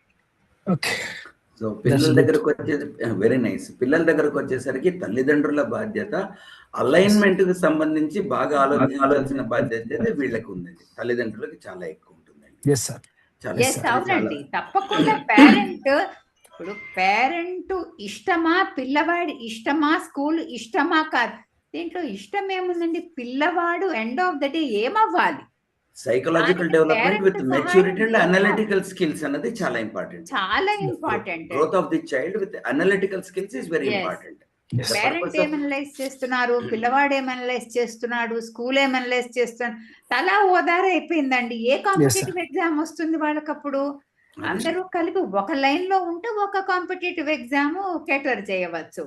ఇలా అలైన్మెంట్ కోసమని స్కూల్ తో మాట్లాడాలి పేరెంట్స్. మనం అనుకుంటున్నదే వాళ్ళు అనుకుంటున్నారా లేదా అని తెలుసుకోవాలి. Sir Shyam sir, I give this answer for the question. ఒకసారి మీరు ఒక్కసారి ఆలోచించండి. ఇప్పుడు సార్ రావు గారు చెప్పినట్టు, మేడం చెప్పినట్టు, ఈ రోజు చెప్పాలి, స్టేట్ ఆఫ్ తెలంగాణలో పోయిన సంవత్సరం 5,98,000 స్టేట్ బోర్డు 10th క్లాస్ రాశారండి, ఎస్ఎస్సి రాశారు. అదే సిబిఎస్ఈ 52,000 చిల్డ్రన్ రాశారు. ఐసిఎస్సి 12,000 చిల్లర రాశారు సార్. మొత్తం 7 lakh చేంజ్ రాశారు. కానీ ఈ రోజు సిబిఎస్ఈ ఉన్న పిల్లలు మాక్సిమం ఇంటర్మీడియట్కి వచ్చేసారు, స్టేట్ బోర్డుకి వచ్చేసారు. ఇంటర్మీడియట్కి వచ్చేవారు. నేను 10th క్లాస్ చెప్తున్నాను. ఇప్పుడు మీరు ఇప్పుడు శ్యామ్ గారు ఇప్పుడు ఏ పరిస్థితుల్లో మీరు సిబిఎస్ఈని ఏదో అంటే నేను చెప్తున్నా, యు ఆర్ ద అక్కడ వక్త ఉన్నప్పుడు మీరు ఏంటంటే విచ్ సిలబస్ ఈస్ బెటర్ అనే, సిలబస్ అనే వర్డే రావద్దండి, how to the teaching methodology కూడా ఇంపార్టెంట్ సార్. ఫర్దర్ లో కూడా మన ఆలోచన చెప్తున్నా మీకు. ఇలా పేరెంట్కి గైడ్ ఇవ్వాల్సింది ఏంటంటే, ఇవాళ అదే ఇక్కడ మిస్ మేడం చెప్పినట్టు వాళ్ళు సిలబస్ ఇంపార్టెంట్ కాదు, టీచింగ్ ప్రాసెస్ ఇంపార్టెంట్ ఇక్కడ. ఆ మాట మీరు కూడా చెప్పారు. అయితే కాదు, ఈ ప్రశ్న నేను అనేది పాఠకుల ప్రశ్న, నా ప్రశ్న కాదండి. వాళ్ళకి చెప్తుంది పాఠకుల ప్రశ్న. వీళ్ళు క్వశ్చన్ ఆన్సర్స్ వస్తున్నాయి, దాని కంటెక్స్ట్ లో అంటే ఇప్పుడు మీరు చూడండి, తెలంగాణలో 5,90,000 మంది స్టేట్ బోర్డు రాస్తున్నారు, 52,000 మంది మాత్రం సిబిఎస్ 10th రాస్తున్నారండి. అంటే ఎంత పర్సెంటేజ్ స్టేట్ బోర్డు ఉంది అలా తెలంగాణ తీసుకున్నా కూడా. ఇప్పుడు మేడం ఒక మాట చెప్పారు, చండీగఢ్ నుంచి Hyderabad transfer, they should go for the CBSE naturally. ఇక్కడ నుంచి వరంగల్ ఎక్కడికి వెళ్తారు, మద్రాస్ వెళ్తారు, they should go for CBSE. అంతే తప్ప ఇప్పుడు తెలంగాణ తీసుకుంటే 47 స్కూల్ మాత్రం ఐసిఎస్సి ఉన్నాయండి, మోర్ దెన్ 200 స్కూల్స్ సిబిఎస్ ఉన్నాయండి. మొత్తం 11,000 చేంజ్ స్టేట్ బోర్డ్ స్కూల్స్ ఉన్నాయి తెలంగాణ స్టేట్ ప్రైవేట్ తీసుకుంటే సార్. దాంట్లో 5,80,000 మంది స్టేట్ బోర్డే రాస్తున్నారు సార్. అంటే ఒక మాట చెప్తున్నా సార్, ఇక్కడ మీరంటే ఎవరి పర్స్పెక్టివ్ వాళ్ళు ఉంటుంది, కానీ పేరెంట్ అర్థం చేసుకోవాల్సింది ఏంటంటే మేడం చెప్పినట్టు, సార్ చెప్పినట్టు కాన్సెప్ట్ ఓరియంటెడ్ ఉండాలి. మెయిన్ గా ఇక్కడ అప్లికేషన్ ఓరియంటెడ్ ఉండగలిగితే మాత్రమే, కాన్సెప్ట్ తప్ప వేరే ఏది చెప్పినా ఏ బోర్డు చెప్పినా waste. Exactly which school is giving the best education అనేది ఇంపార్టెంట్. ఇంకొక మాట చెప్తున్నా సార్, మీ అందరికి ఒక మాట చెప్తున్నా పేరెంట్ ఇక్కడ ఏంటంటే, రాబోయే కాలంలో సార్ ఇవాళ జేఈ నీట్ ఇవన్నిటికన్నా important. There is a lot of changes in the world.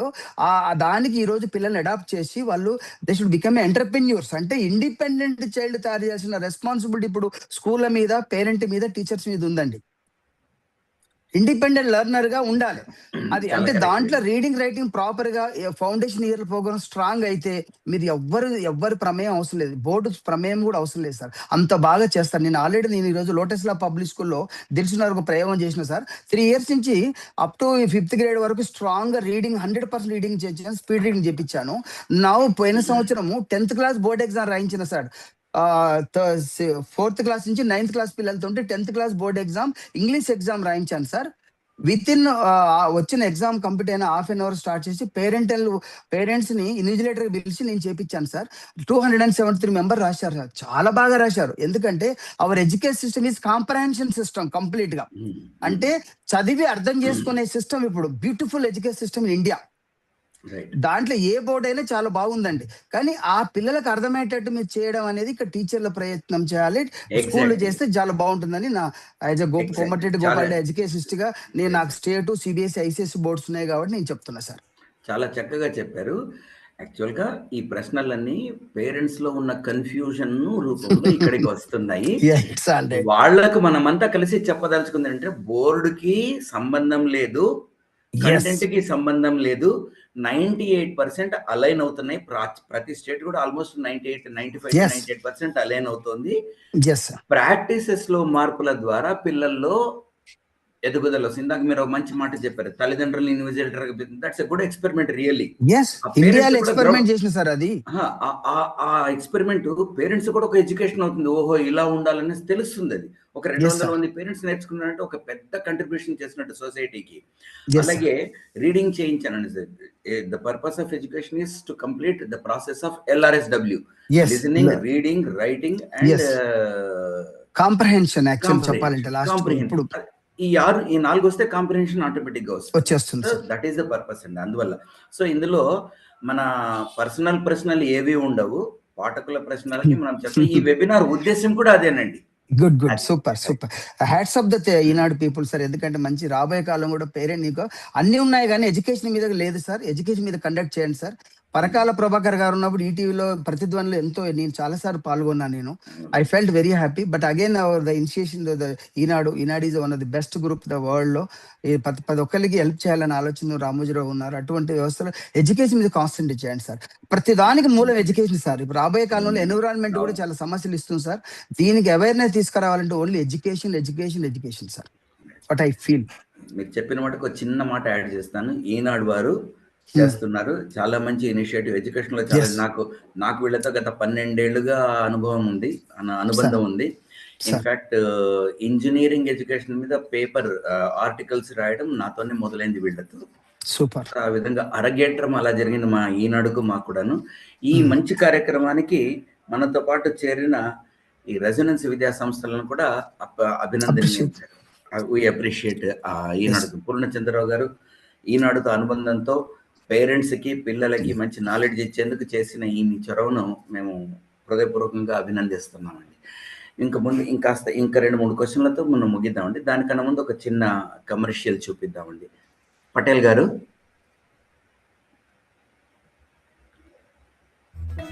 ఐఐటీలో seat కొడతావనుకుంటే ఇలా వీణ వాయిస్తున్నావేంటమ్మా? 2 ఎందుకు చేయకూడదత్తా? నువ్వు డాక్టర్ అవుతావు అనుకుంటే ఈ బాస్కెట్ బాల్ గోలేంట్రా? టెన్షన్ పడకు మాయా, 2 చూసుకుందాం. అలా ఎలా కుదురుతుంది? రెసిడెన్స్ స్కూల్స్ తో మంచి చదువుతో పాటు ఆల్ రౌండ్ డెవలప్మెంట్ ఇప్పుడు సాధ్యమే. రైట్ ఏజ్ లో రైట్ ఫౌండేషన్ తో రెసిడెన్స్ స్కూల్స్ ఇప్పుడు హైదరాబాద్ అంతటా. సో కృష్ణ రాజనాల గారు, మీరేం బెంగపడనక్కర్లేదు. కంటెంట్ సేమ్ ఉంటుంది. 4వ తరగతే కాబట్టి చాలా టైం ఉంది నేర్చుకోవడానికి. టీచర్ వెళ్ళండి, మీరు ఏ విద్యా సంస్థను ఐడెంటిఫై చేసుకుంటారో అక్కడికి వెళ్ళండి, గుర్తించి అక్కడికి వెళ్ళి ఆ ప్రిన్సిపాల్తోనూ సిబ్బందితోనూ మాట్లాడి, టీచింగ్ సిబ్బంది అంటే వాళ్ళతో మాట్లాడి మీ డిఫికల్టీ చెప్తే they will help you in molding your child better future. There is no doubt about I'll it. give Go ahead. 100% solution for that boy, sir. Yes, sir. You mind of that's అదే definitely. ఎవరికి తెలుగు రాదంటారో నేను 10 days లో Telugu నేర్పుతాను sir. మన తెలుగు మహాసభలలో కూడా అదొక technique sir, అంతే sir. ఇక్కడ దయచేసి చాలా మంది తెలుగు రాదు దేశ భాషల్లో తెలుగు తెలుగు లెస్స, కానీ ఏదైనా కూడా ఇప్పుడు పిల్లలు పలుకుంటూ రాయట్లేదు సార్, అది సమస్య సార్. దాంట్లో నేను రీసెర్చ్ చేసిన సార్, నేను ఆల్రెడీ ఒక ప్రాసెస్ చేశాను. మీకు ఒక 5 days నుంచి 10 days టైం ఇస్తే ఒక 1 to 2 పీరియడ్లలో నేను తెలుగు మొత్తం నేర్పుతాను సార్, నిఘంటు చదివిస్తాను sir. That is my challenge, Komatireddy Gopal Reddy. Thank you sir. ఎవరున్నా can approach me. Right, sir. Why CBSE schools name as international? Is it articulation or does it articulate any standards? అంటే sir ఈ ప్రశ్నకు జవాబు ఏంటంటే, ఆ స్కూల్కి వెళ్ళి టీచింగ్ మెథడాలజీ ఎలా ఉంది, పెడగోజీ ఎలా ఉంది, పిల్లలను ఎలా మోల్డ్ చేస్తున్నారు అన్నది మీరు ప్రత్యక్షంగా చూసి, కానీ అది అంతర్జాతీయదా, స్థాయిదా, లోకల్ స్థాయిదా అన్నది మీరు బేరీజ్ వేసుకోండి. పేరును బట్టి మాత్రం వెళ్ళకండి. ఏ స్కూల్ అయినా కానీ, ఏ కాలేజ్ అయినా కానీ. సూపర్. మన first hand information is very important. పిల్లల్ని చేర్చే ముందు ఒకసారి ఆలోచించు. ఇంటికి దగ్గర ఉంది, బస్సులో వెళ్ళి బస్సు లేదు, ఇవి కాదండి ప్రమాణాలు. నాకు తెలిసిన స్కూలు ఒక 70 ఏళ్ల జీవితాన్ని గడపాలి స్కూల్ ఎడ్యుకేషన్ తర్వాత. 70 ఏళ్ల జీవితం అంటే మనం పెరగడమే కాదు, మీసాలు గడ్డాలు రావడమే కాదు, పెళ్ళిళ్ళు అవుతాయి, మన తల్లిదండ్రులు పోతారు, ఎన్నో మార్పులు జరుగుతాయి. దానికి సంబంధించిన పునాది వేయాలంటే ఆ స్కూల్ మాత్రం చాలా బాగుండాలండి. దాన్ని మీరు బేరేజ్ వేసుకోండి. ఇంకోటి, నవోదయ విద్యాలయంలో నేను 9th క్లాస్లో ఉన్నాను, కంటిన్యూ చేయలేవద్దని సహస్రాన్ని ఒక అమ్మాయి అడుగుతోంది. ఏ స్కూల్ అనేది మంచిది కాదమ్మా, ఏ పెడగోజీ అన్నది ఇంపార్టెంట్. విద్యా వ్యవస్థలో అతి ముఖ్యమైనది వెన్నెముక టీచింగ్ మెథడాలజీ. ఆ టీచింగ్ మెథడాలజీ ఎలా ఉంటుందో, ఎక్కడ బాగుంటుందో అక్కడ మనకి బాగుంటుంది. మన హిందూ సంప్రదాయంలో నేను కాశీకి వెళ్తాను అంటే, కాశీకి వెళ్ళినా కాటికి వెళ్ళినా ఒకటని చెప్పాడు. కాశీకి ఎందుకు వెళ్తారు, ఉన్న విద్య చాలదా ఇక్కడ? Kashi is a central place where higher education takes very beautifully. నేను అందులో భాగమై సమాజానికి ఉపయోగపడాలని ఆలోచిస్తారు, అందుకే అలా వెళ్ళాలనుకుంటారు. అలాగే మంచి ఎడ్యుకేషన్ ఉంటే అక్కడికి వెళ్ళడం మన బాధ్యత. Please continue with education if you are happy with learning in Navodaya Vidyalaya. Madam, మీరేమైనా యాడ్ చేయదలుచుకున్నారండి దీనికి? మేడం మ్యూట్ అయ్యారు, కాస్త అన్మ్యూట్. ప్రశ్న దేనికి సమాధానం చెప్పమంటారండి? నవోదయ విద్యాలయంలో 9వ తరగతి చదువుతున్నాను, నేనేమో స్కూల్ మారాలా, వేరే కరికులం కింద రావాలా, ఇక్కడే కంటిన్యూ అవ్వాలనేసి ఒక అమ్మాయి అడుగుతోంది. తన కెరియర్ పాత్ ఏంటండి? ఎటువైపు? రాష్ట్రంలో జరిగేటువంటి చర్యలను, ఈ రాష్ట్రానికి ఉన్నటువంటి స్ట్రాటజీస్ ని గనక చదువుకోగలిగితే అదైనా మంచి విషయం. ఎంచుకొని ఎడ్యుకేషన్ సిస్టమ్, ఈ వ్యవస్థ, ఈ సంస్థ ఎలా ఇస్తుందని ఆలోచిస్తూ ఎప్పటికప్పుడు బేరీజ్ వేసుకుంటూ పీరియడ్, ప్రతిరోజు కాకపోయినా ఓ నెలకోసారో 2 నెలలకోసారో బేరీజ్ వేసుకుంటూ, నేను సరైన డైరెక్షన్ లో ఉన్నాను, నాకు కావాల్సిన డైరెక్షన్ లో విద్యా సంస్థ ఉందా లేదా, నాకు ఉపయోగం వస్తుందా లేదా. ఇప్పుడు ఇప్పటిదాకా సమ్అప్ చేసింది ఏంటంటే, మనము ఏ సిలబస్ అని కాదు, ఏ స్కూల్ అయితే మంచిగా నీ పిల్లగానికి టచ్ చేసి సపోర్ట్ చేయగలదో ఆ స్కూల్ మీరు అన్నది అది కరెక్ట్ పాయింట్. అదే పాయింట్ పేరెంట్ కి చెప్తున్నాను, దయచేసి స్కూల్ చూడండి, పూర్వ విద్యార్థులు అబ్జర్వ్ చేసుకోండి. ఈరోజు 100/100 ర్యాంక్ కాదు, ఆ పిల్లల యొక్క విద్యార్థులు అబ్జర్వ్ చేసుకోండి.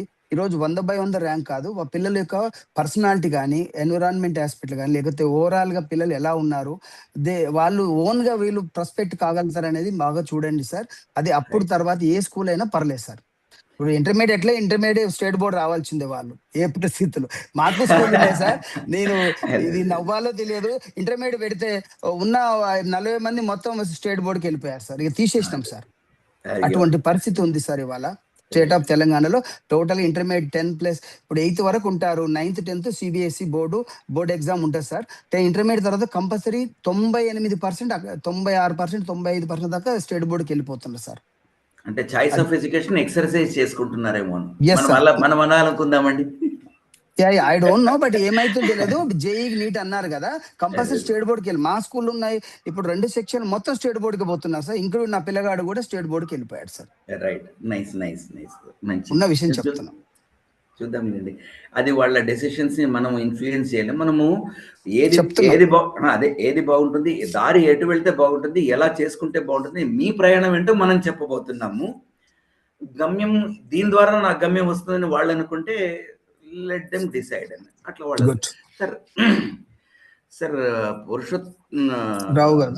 పురుషోత్తమరావు గారు, ఒక ప్రశ్న సార్. రవిశంకర్ గారు అనేసి ఒక తండ్రి తమ బిడ్డ గురించి రాశారు. ప్రీ ప్రైమరీ 2లో ఉన్నారు. మా అబ్బాయి సాక్షి స్పెల్ బీలోను మ్యాథ్ బీలోను కాంపిటీషన్స్లో పాల్గొన్నారు. ఇంగ్లీష్ రాయడం చాలా బాగా వచ్చు. ప్రీ ప్రైమరీలో PP2లో ఇంగ్లీష్ బాగా మాట్లాడగలడు, చదవగలడు, రాయగలడు కూడా ఉంది. అయితే మధ్యతరగతి ఫ్యామిలీస్కి, మాలాంటి మధ్యతరగతి ఫ్యామిలీస్కి RMS స్కూల్స్ లాంటి వాటిలో అడ్మిషన్ ఎలా వస్తుంది, అలాంటి వాటికి ఎలా ప్రిపేర్ చేయించాలని ఒక ప్రశ్న అడుగుతున్నారు. ఇందాక మీరు చెప్పారు 6వ తరగతి లెవెల్లో 40 నేషనల్ లెవెల్ కాంపిటీషన్స్ ఒకటి రాయించడం బాగుంటుంది. ఒక తండ్రి మనకి ఇలా ఎదురవుతున్నారు, పాపం RMS గురించి మాట్లాడుతున్నారు.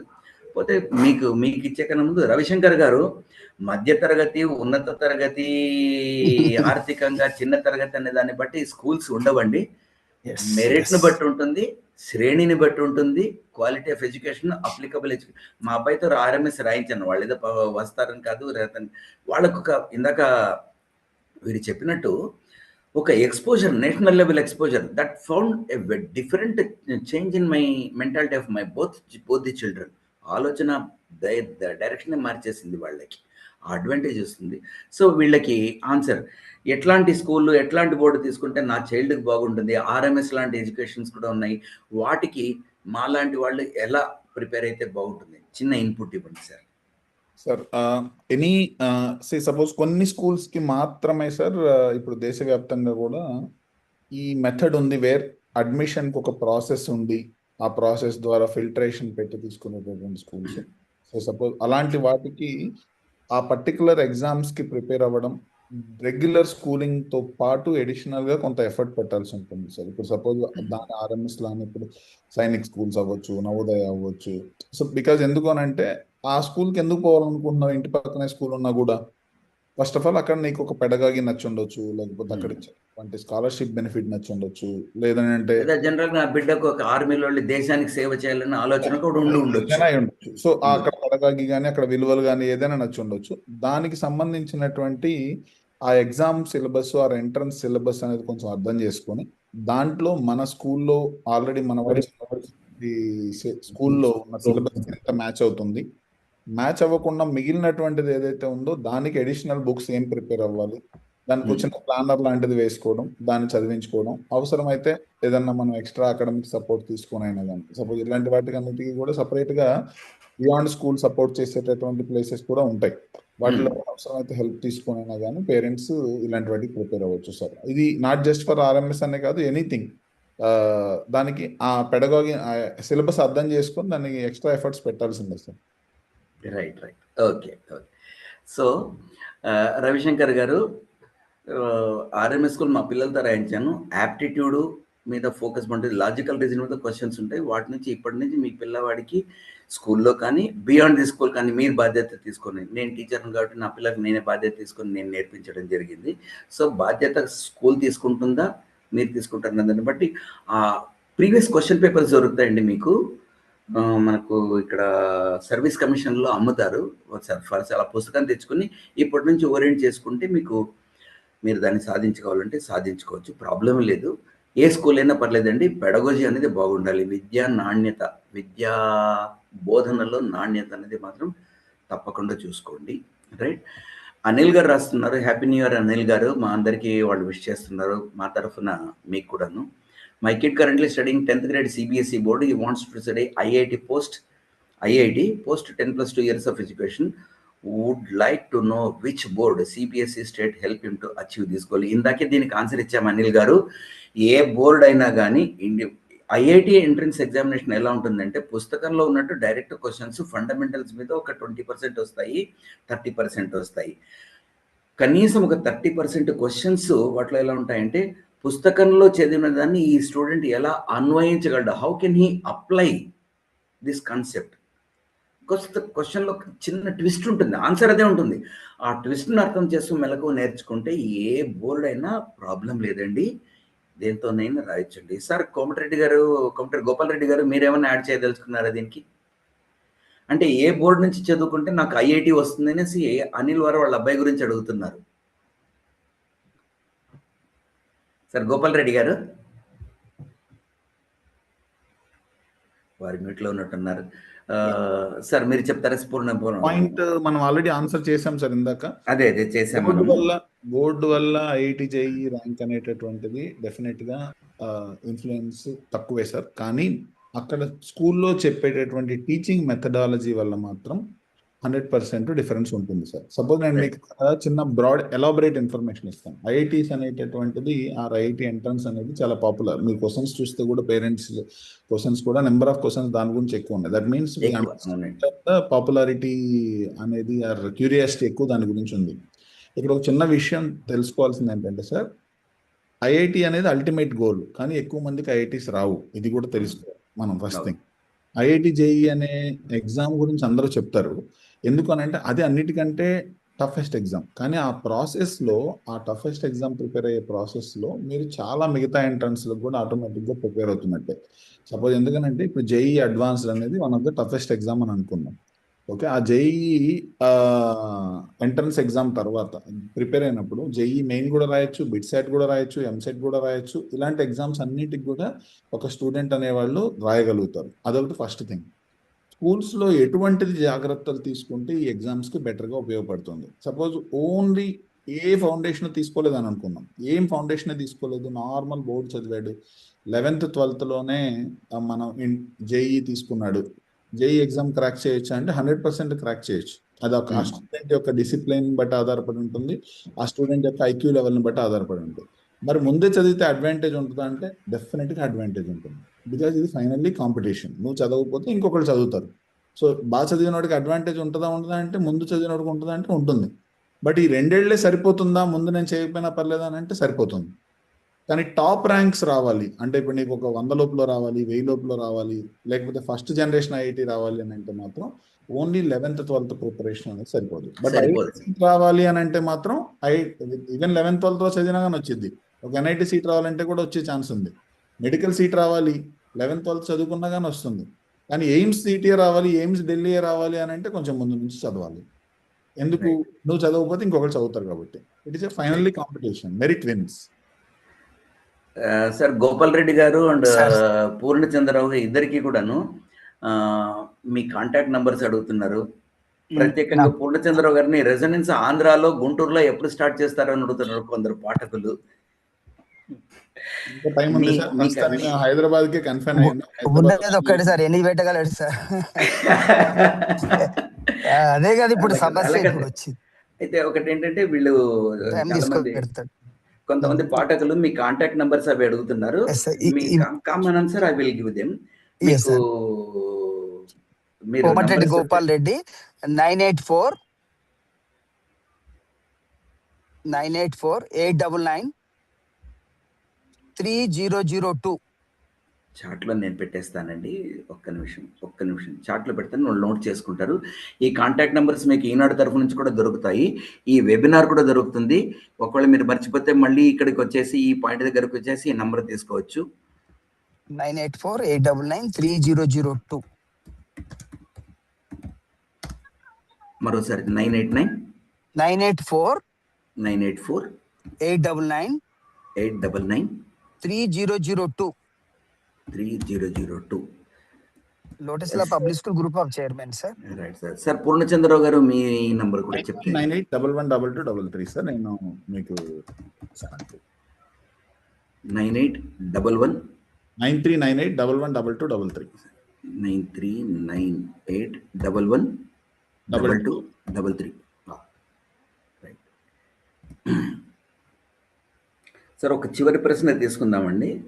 ఇప్పుడు ఇన్ని బోర్డుల గురించి మాట్లాడుతాను, అన్ని బోర్డుల సారాంశం ఒకటే ఉంటుంది అనేది. Ultimately it boils down to preparation of the students for the competitive examination without any stress. అయితే నేను కొన్ని స్కూల్స్ని చూశాను. మేము సిబిఎస్ఈ నేర్పిస్తాము, స్టేట్ సిలబస్ నేర్పిస్తాము, ఐసిఎస్ఈ నేర్పిస్తాము, అన్నీ ఒక బాస్కెట్లో పెట్టేసి పిల్లల మీద ఒక ప్రెషర్ కుక్కర్ లాంటివి తయారు చేస్తున్నారు. మైండ్లో ప్రెషర్ అనేది క్రియేట్, అమ్మో ఇన్ని చదువుకోవాలనే భయం ఏర్పడుతుంది. ఈ ప్రెషర్ లేకుండా స్టూడెంట్ ప్లెజర్ఫుల్గా అంటే చదువు అంటే నాకు ఒక ఆట లాంటిది. ఎంత ఇష్టంగా అయితే క్యారమ్స్ ఆడతాను, ఎంత ఇష్టంగా అయితే వీడియో గేమ్ ఆడతాను, అంతే ఇష్టంగా నేను చదువు కూడా చదువుకోగలను అన్న అభిరుచిని పిల్లలు ఎలా పెంపొందించుకోవాలండి? మేనేజ్మెంట్స్ కొన్ని నేను చేస్తాయి, చెప్తా సార్ దానికి. Please please. I give that answer sir. Yes sir. ఒకటి సార్, ఇక్కడ ఏదైతే ఫౌండేషన్ ప్రోగ్రామ్ అంటారు గవర్నమెంట్ ఆఫ్ ఇండియా, కానీ మనం కూడా తల్లి జన్మనిచ్చి నుంచి మొదలు పెడితే గ్రేడ్ 2 వరకు ఫౌండేషన్ ఇయర్ ప్రోగ్రామ్ అంటారు సార్.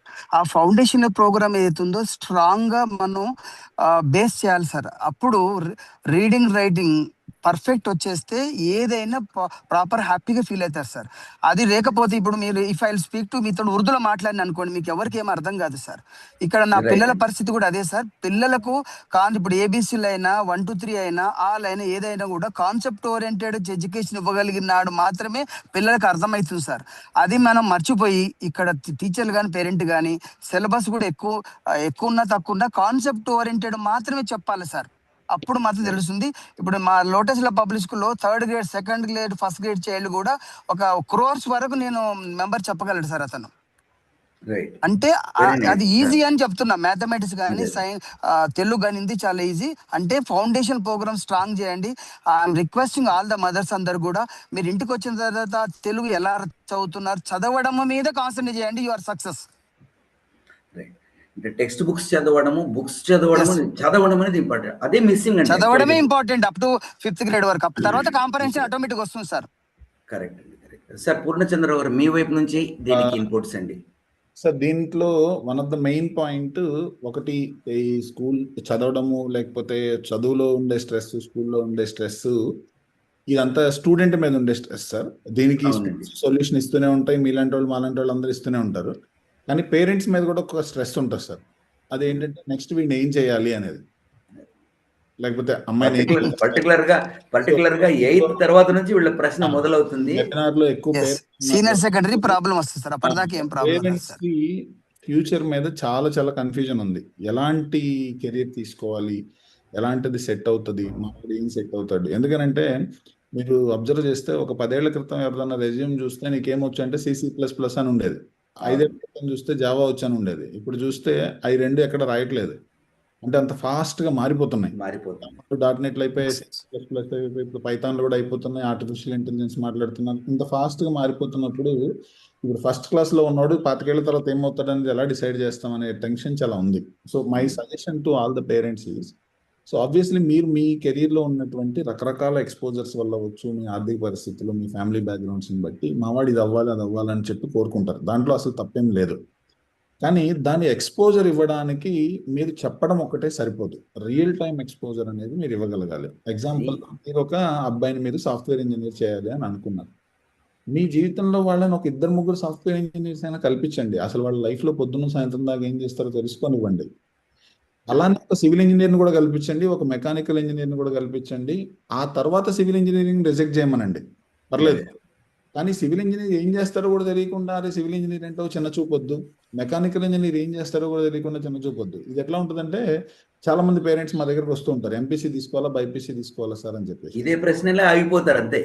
ఎగ్జాంపుల్ చెప్తున్నా నేను. ఇప్పుడు బైపీసీ ఎందుకు తీసుకోవాలనుకుంటున్నారు సార్ అంటే, సార్ మా అమ్మాయికి మ్యాథ్స్ రాదు సార్ అందుకే బైపీసీ తీసుకుందాం అనుకున్నాను.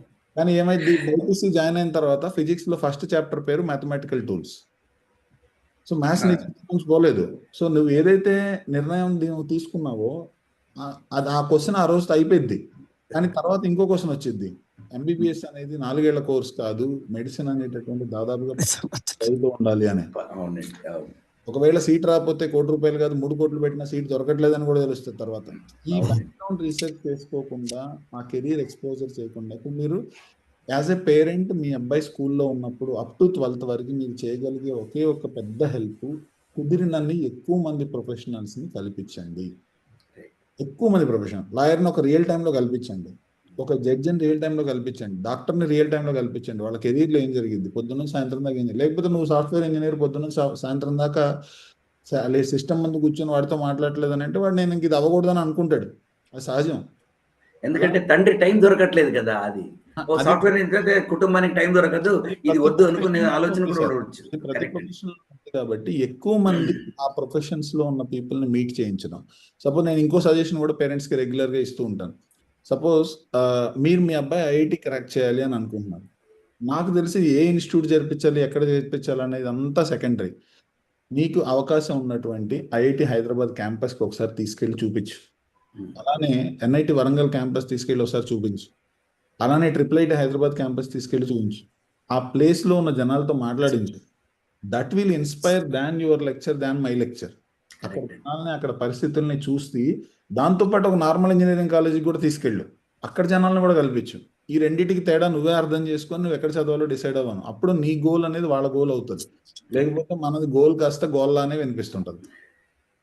కరెక్ట్ అండి. అంటే పూర్వకాలంలో రాజులు వాళ్ళ రాజకుమారుల్ని దేశాటనకు పంపించేవాళ్ళు, గ్రౌండ్ లెవెల్ రియాలిటీ తెలుసుకురా అనేసి. ఎగ్జాక్ట్ గా ఈ రోజుల్లో కూడా అదే చేయాలి. Basically field exposure is very important rather than bookish knowledge or theoretical inputs. ఇది బాగుంటుంది, ఇది బాగుంటుంది, అది బాగుంటుంది అని చెప్పడం కాదు. ఎందుకంటే ఈ గోల, మీరు అన్నట్టు గోల, ఐఐటి ప్రొఫెసర్ కంప్లైంట్ ఇస్తున్నారు. వీళ్ళు ఇక్కడికి వచ్చిన తర్వాత వీళ్ళేమో తల్లిదండ్రులు ప్రూవ్ చేసుకోవడానికి ఐఐటిలో వస్తున్నారు. ఆ తర్వాత ఏం చేయాలో తెలియక నేను సాధించాను కదా, నన్ను ఇక నేను వదిలేసి వెళ్ళిపోతాను అంటున్నాను. కొందరు పేరెంట్స్ ఇట్లా కూడా కంప్లైంట్స్ ఇచ్చారండి. So it's not just going in to the IIT, it's long term career. What is that you want to do in your life అన్నది ఒక అవగాహన ఏర్పరచాలి. అఫ్ కోర్స్ మీరు అనేది కరెక్ట్. తల్లిదండ్రులకు ఒక అవగాహన అనేది ఉండాలి, వాళ్ళ ఇన్వాల్వ్మెంట్ అనేది ఉండేది ఒక స్టేజ్ వరకు చాలా ఉండాలి. సో దీంతో మనం we come to the end of this webinar అండి. ఈనాడు వారు రెజొనెన్స్ సంస్థ సంయుక్తంగా నిర్వహించిన ఈ వెబినార్కు వచ్చిన 140 మంది పైగా తల్లిదండ్రులకు, పిల్లలకు ధన్యవాదాలు. మీ కెరీర్ అంతా బాగుండాలి, మీ పిల్లల కెరీర్ అంతా బాగుండాలి. ఈనాడు తరఫు నుంచి, మన వైపు నుంచి వచ్చిన ఈ ప్రావీణ్యత నొందిన సీనియర్ పీపుల్ నుంచి వచ్చిన ఇన్పుట్స్ మీకు అంతా ఉపయోగపడతాయనేసి, ఇట్లాంటి వెబినార్స్ ముందు ఇంకా జరుగుతాయనేసి ఒక స్టూడెంట్ రాశాడు. 10th వాళ్ళకి ఒక వెబినార్ ఇంకోటి క్రియేట్ చేయండి అని రాశారు. ఇంత చర్చలో నాకు తెలిసింది ఏంటంటే తల్లిదండ్రులు కూడా ఒక్కొక్క వెబినార్ ఇట్లాంటివి చేస్తే బాగుంటుందేమో, ఇలాంటి వాళ్ళని పిలిపించని నాకు కూడా అనిపించింది. రాబోయే కాలం అంతా తల్లిదండ్రులకే చేయాలి సార్, తల్లిదండ్రులకే చేయాలి, పిల్లలకు కాదు. వాళ్ళకి కెరియర్ ఆప్షన్స్ తెలియట్లేదు. ఐఐటి, మెడిసిన్, ఏ స్కూల్, ఏ కాలేజు, నేను ఎంతైనా పెడతా, అప్పులు చేస్తాను, ఇది కాదు, వేరే ఆప్షన్స్ చాలా ఉన్నాయి కదా. సో మనందరం కలిసి ఈనాడు వాళ్ళకి ఇన్పుట్ ఇద్దాము, వాళ్ళు ఆలోచిస్తే మళ్ళీ మనం కలుద్దాం. Parental role is very important role sir. Shyam garu, parental role is very very very very important today. అవును సార్, అవును సార్, తప్పకుండా. There is no doubt about it. Please consider next meeting for parental role. మీ input గా ఈనాడు వాళ్ళకి అందరి తరఫున ఇస్తున్నాను. పూర్ణచంద్రరావు గారు కూడా చెప్తున్నాను. సో పేరెంటల్ రోల్ ఒకసారి ఆలోచిస్తే, ఈనాడు వాళ్ళు ఆలోచిస్తే దానిలో కూడా మళ్ళీ కలుద్దాము. ఇలాగే వాళ్ళకు కూడా ఇన్పుట్స్ ఇద్దాము, బాగుంటుంది అనుకుంటున్నాను. సో మీ అమూల్యమైన సెలవు దినాన్ని, సండే దినాన్ని మన పిల్లల కోసం వెచ్చించినందుకు మీకు అందరికీ ఈనాడు తరఫున ధన్యవాదాలు. ముందు ఇలాంటి కార్యక్రమం ఇంకా జరగాలని కోరుతున్నాను. Goodbye to all. God bless you all. Once again happy English new year to all of you, dear students and parents. Right sir, Rao garu and మద్మావత్ madam and parents, thank you so much. ఈ మాధ్యమంలో మిమ్మల్ని అందరూ కలవడం నాకు సంతోషంగా ఉంది. We feel very proud of you, sir. Sir, thank you very much. Thanks to Eenadu once again.